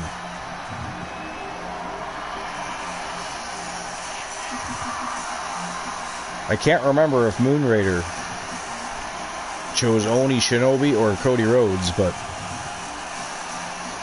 I had said Cody's definitely capable of winning, but I'd like to see Oni Shinobi win. And he did, via submission. He moves on to the semifinals. Who's going to join him? We're going to find out next. And a deflating loss for Cody Rhodes. In the end, Rhodes had nowhere to go. We are going to find out next. Cody's feeling, but we know this is not how he wanted to go out. All right, here we go. The final match in the quarterfinals.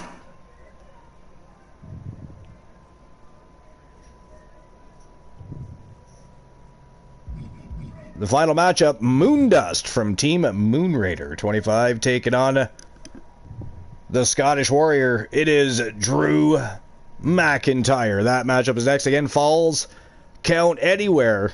Who's going to join Oni Shinobi, El Grande Americano, and Jack Stone in the semifinals? We're going to find out next. Here we go.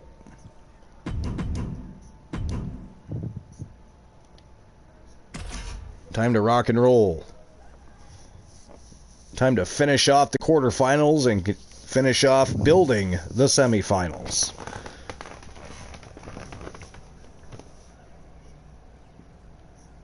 Drew McIntyre and Moondust. What do you think, Luke? Moondust or Drew McIntyre? Moondust. Moondust? Okay.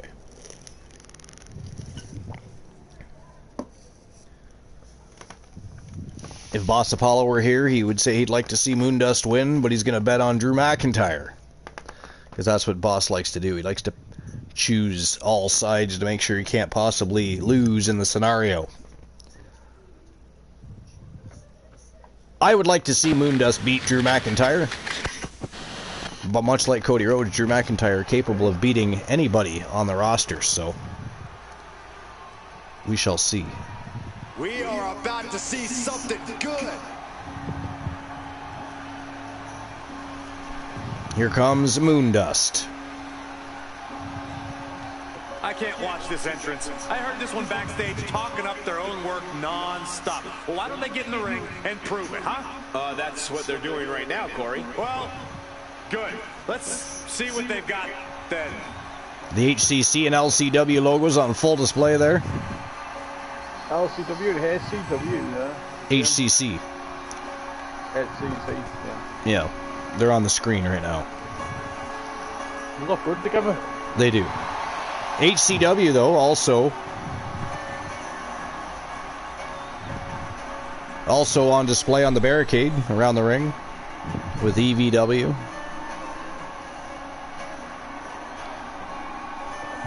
Yeah. So many good EFeds around there. There is. Good EFeds, good people, great shows. Got to make sure that they're advertised and acknowledged. That's what we do in our community. It's no fun if we're the only ones having fun and good shows. We want to make sure everybody has fun and good shows in their promotions. So we want to make sure we support everybody.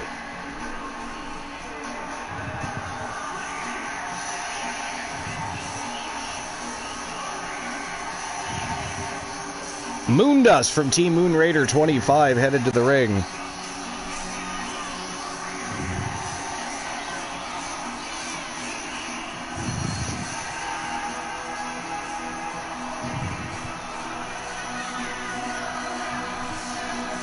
Is he ready for Drew McIntyre? He certainly should hope that he is. Because Drew McIntyre is a full plate of kick-ass. He needs to get back to winning ways as well. That too. He's been kind of on shaky ground since inking a contract. Won one here, lost one there. Oh, flipping out.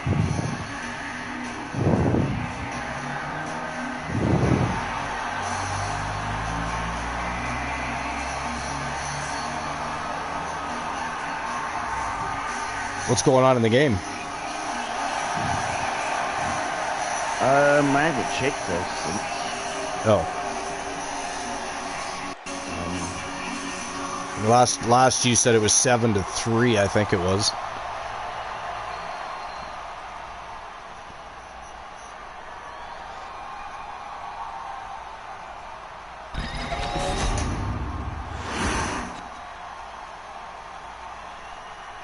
Waiting on the Scottish Warrior, but here he comes.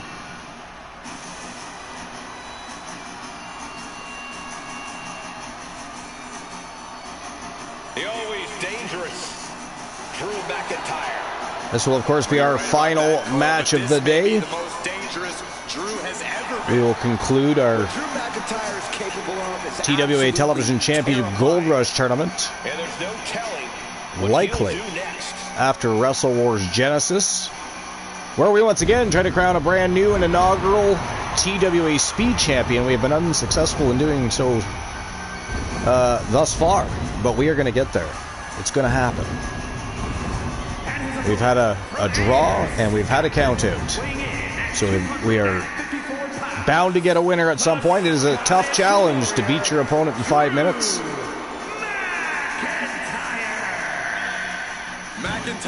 Some have come close, but no cigar. No cigar till the Fat Lady sings, and the Fat Lady has not presented any songs in the Speed Division so far. A man who is ready for battle.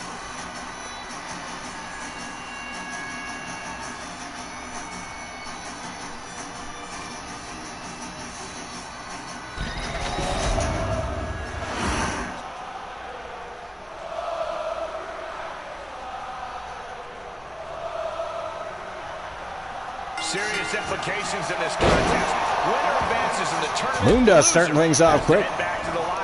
Drew McIntyre, the big boot from the bottom, though. Hoists Moondust up by the neck and tosses him like a rag doll. Drew McIntyre's not playing. Not wasting any time here.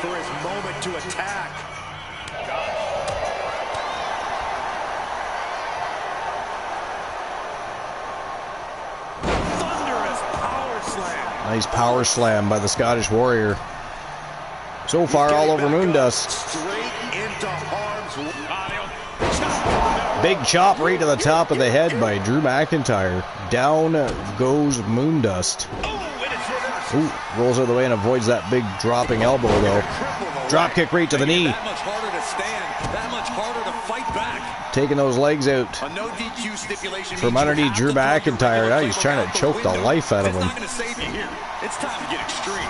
You make a good point, Corey. Everyday offense just isn't going to cut. Oh, he missed. Kind of match. Drew McIntyre rolled over just as he landed. He just missed by a hair. Oh, nice retaliation. Flying forearm right to the face of Drew McIntyre. That was more of a jumping forearm, really. Standing, a flying forearm. I don't know what you want to call that, but it was a forearm to the face. Drew McIntyre. Man. Just about as close as you can get.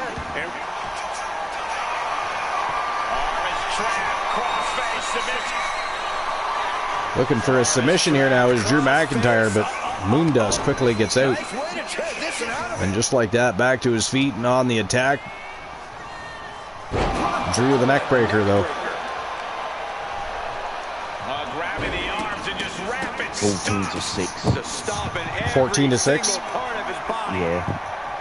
What is it? The still the first half, or? Yeah, still the first half. Yeah. Over the top rope goes Drew McIntyre. Holy hell!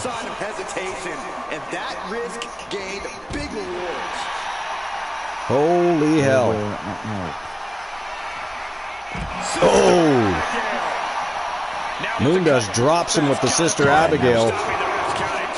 2 count only, though. What's it gonna take to keep this 2 count only, but man, Moondust. Moondust with a mandible claw, but he can't get the pinfall, though. Cannot get the pinfall. And it may just take going to the well one more time with that maneuver to gain the pinfall. Letting him get to a standing base, moments away from having him exactly where he wants. 3rd and goal now. 3rd and goal, yeah. They can pull it off here. He can take his time. Will they go for it or punt it? I think it's a passing one. Fucking pass it. Oh! Nice suplex by Drew McIntyre. Drew with a kendo stick here now. Moondust grabs it, though, right in the midsection of Drew McIntyre. And then right across to the back of the spine, Moondust with the cover. 2 count only. Drew kicks out. At this point. And now he's looking to lock in this submission. But Moondust going for a submission hold here. Pressure on the arm now. But he's got to pry his way out of this submission. Drew rolls out though. Back to his feet, back on the attack, just whips Moondust hard right into the barricade.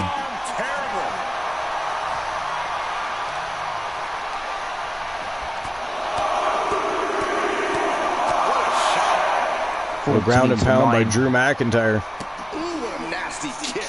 Kick to the... Oh, he busts open Moondust with a boot to the face. He finds a counter to McIntyre there. Good thing he's got all that black and blue face paint. We can't see that he's actually still wearing a crimson mask to go with it. Elbow creates separation. Clothesline. What impact. Pin, shoulders down. Might put him away right now. It's off the pin at 2. This time it's Drew McIntyre with a 2 count. Kick gets caught. Back and forth, counter after counter. Oh, went for a Claymore. Moondust, though, evades it. We continue to see incredible perseverance from these competitors. The war continues. Moondust going upstairs. Oh, he got caught. Oh, ends up in a backbreaker. Moondust gets right back up, but Drew McIntyre just bowls him over like a bulldozer. And he throws the opposition back into the ring.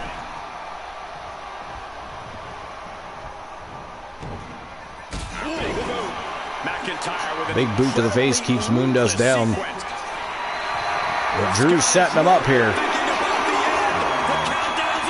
Oh, he nailed him that time. He nailed him that time.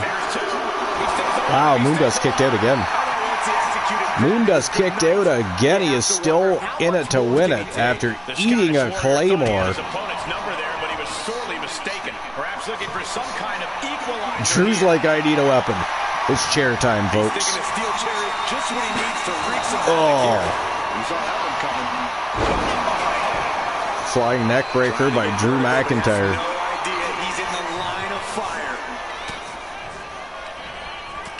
Elbow to the face by Moondust. Damn. Pele kick right to the face of Drew McIntyre. And now it is Moondust. Oh, he punt kicked him right in the side of the head. Oh. Drew kicks out, gets that left shoulder up. Oh. And bad fortunes there for the typically indomitable McIntyre. Moonrader back on the attack. Not Moonrader, Moondust. Moonrader's not on any attack. At least we hope not. When you can't hear yourself think because the crowd's so loud, you find a way to do superhuman things. That's what these combatants are doing here. Man, these guys are having a hell of a match. Basement drop kick right to the midsection by Moondust there. What does he have planned? In comes Moondust with a kendo stick. Doesn't get to use it though. Oh, nice drop toe hold. Busts open Drew McIntyre. Drew ate the mat and got busted open in the mandible claw.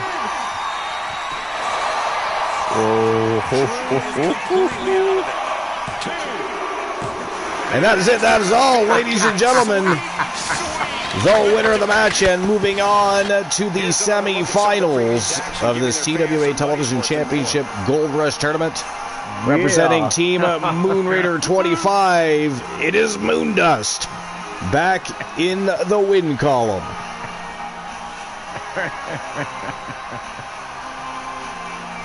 Back in the win column he is. They could actually hear the curtain with things so good. That was a really good match, though. Holy hell.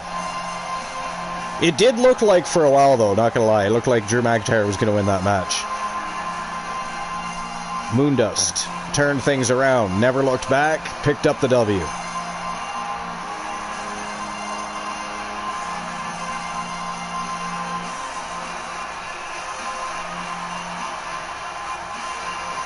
Great match, though, by Drew McIntyre and Moondust.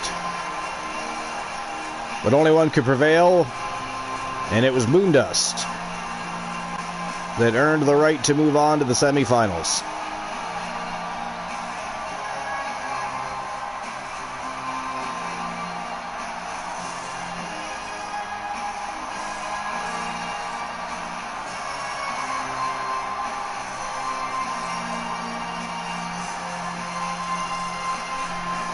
A lot of replays today, but here's the ending of the matchup.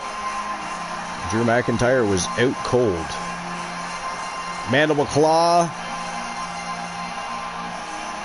I mean, he probably could have just called it a TKO, but he let Moondust pin him. Kind of a savage decision by the referee when you think about it. I mean, how was he going to kick out? He was knocked out. He was not going to kick out.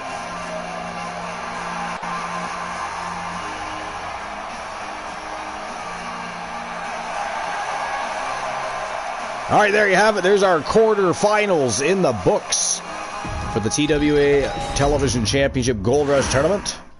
Of course, the reigning defending TWA Television Champion, the Iceman Christian Hart from Team Christian Cool, eagerly awaits a new opponent. But let's have a look at the quarterfinals. It was El Grande Americano over Trick Williams. Jack Stone over Dirty Dom. Oni Shinobi defeated the American Dream, Cody Rhodes, and Moondust sent Drew McIntyre home packing. So the semifinals, it'll be El Grande Americano versus Jack Stone and Oni Shinobi versus Moondust. And of course the semifinals will begin after Wrestle Wars Genesis. Go Home Happy tournament. In this case, part of a tournament. We had Go Home Happy quarterfinals. Wrestle Wars Genesis, we have Go Home Happy semifinals. See what I'm saying? You know what I'm saying. You know what else I'm saying? I'm also saying that is it. That is all for episode number 674. TWA Underground was absolutely phenomenal. Sucks that Archer lost his title, but it is what it is. Braun Breaker truly is a bad... we're never going to hear the end of this either, by the way, from either side, from Archer or from Braun Breaker. He is now a double champion. He's also one half of the TWA Underground World Tag Team Champions with Bronson Reed. He is going to gloat. Good God. But anyways, that's our next show. TWA's Wrestle Wars Genesis. Of course, stay tuned to Discord for time and place. It'll be the same great arena, same amazing action. But as for when, it'll depend on how my week goes. It'll be either on the weekend, like these shows were, or I might get a chance to pull it off after work at some point during the week. Who knows? It just depends on what's going on when I'm done work, you know. If the missus is home earlier, if she's home later, it depends. That's why a lot of the times lately the shows have primarily been on the weekends, just because my weeks have been busy. So, but anyways, appreciate everybody for coming out. It was a great show, and start to a fantastic tournament for the TWA Television Championship held by the Iceman Christian Hart. But it's that time of day. You don't have to go home. You do have to get the fuck out of my channel. We can't raid anybody because we're not on Twitch, and you can't raid on YouTube. So it just is what it is. But thanks for coming out. Lovely parting gifts next time. A goodbye, sayonara, abiento, au revoir. Get lost. Goodbye.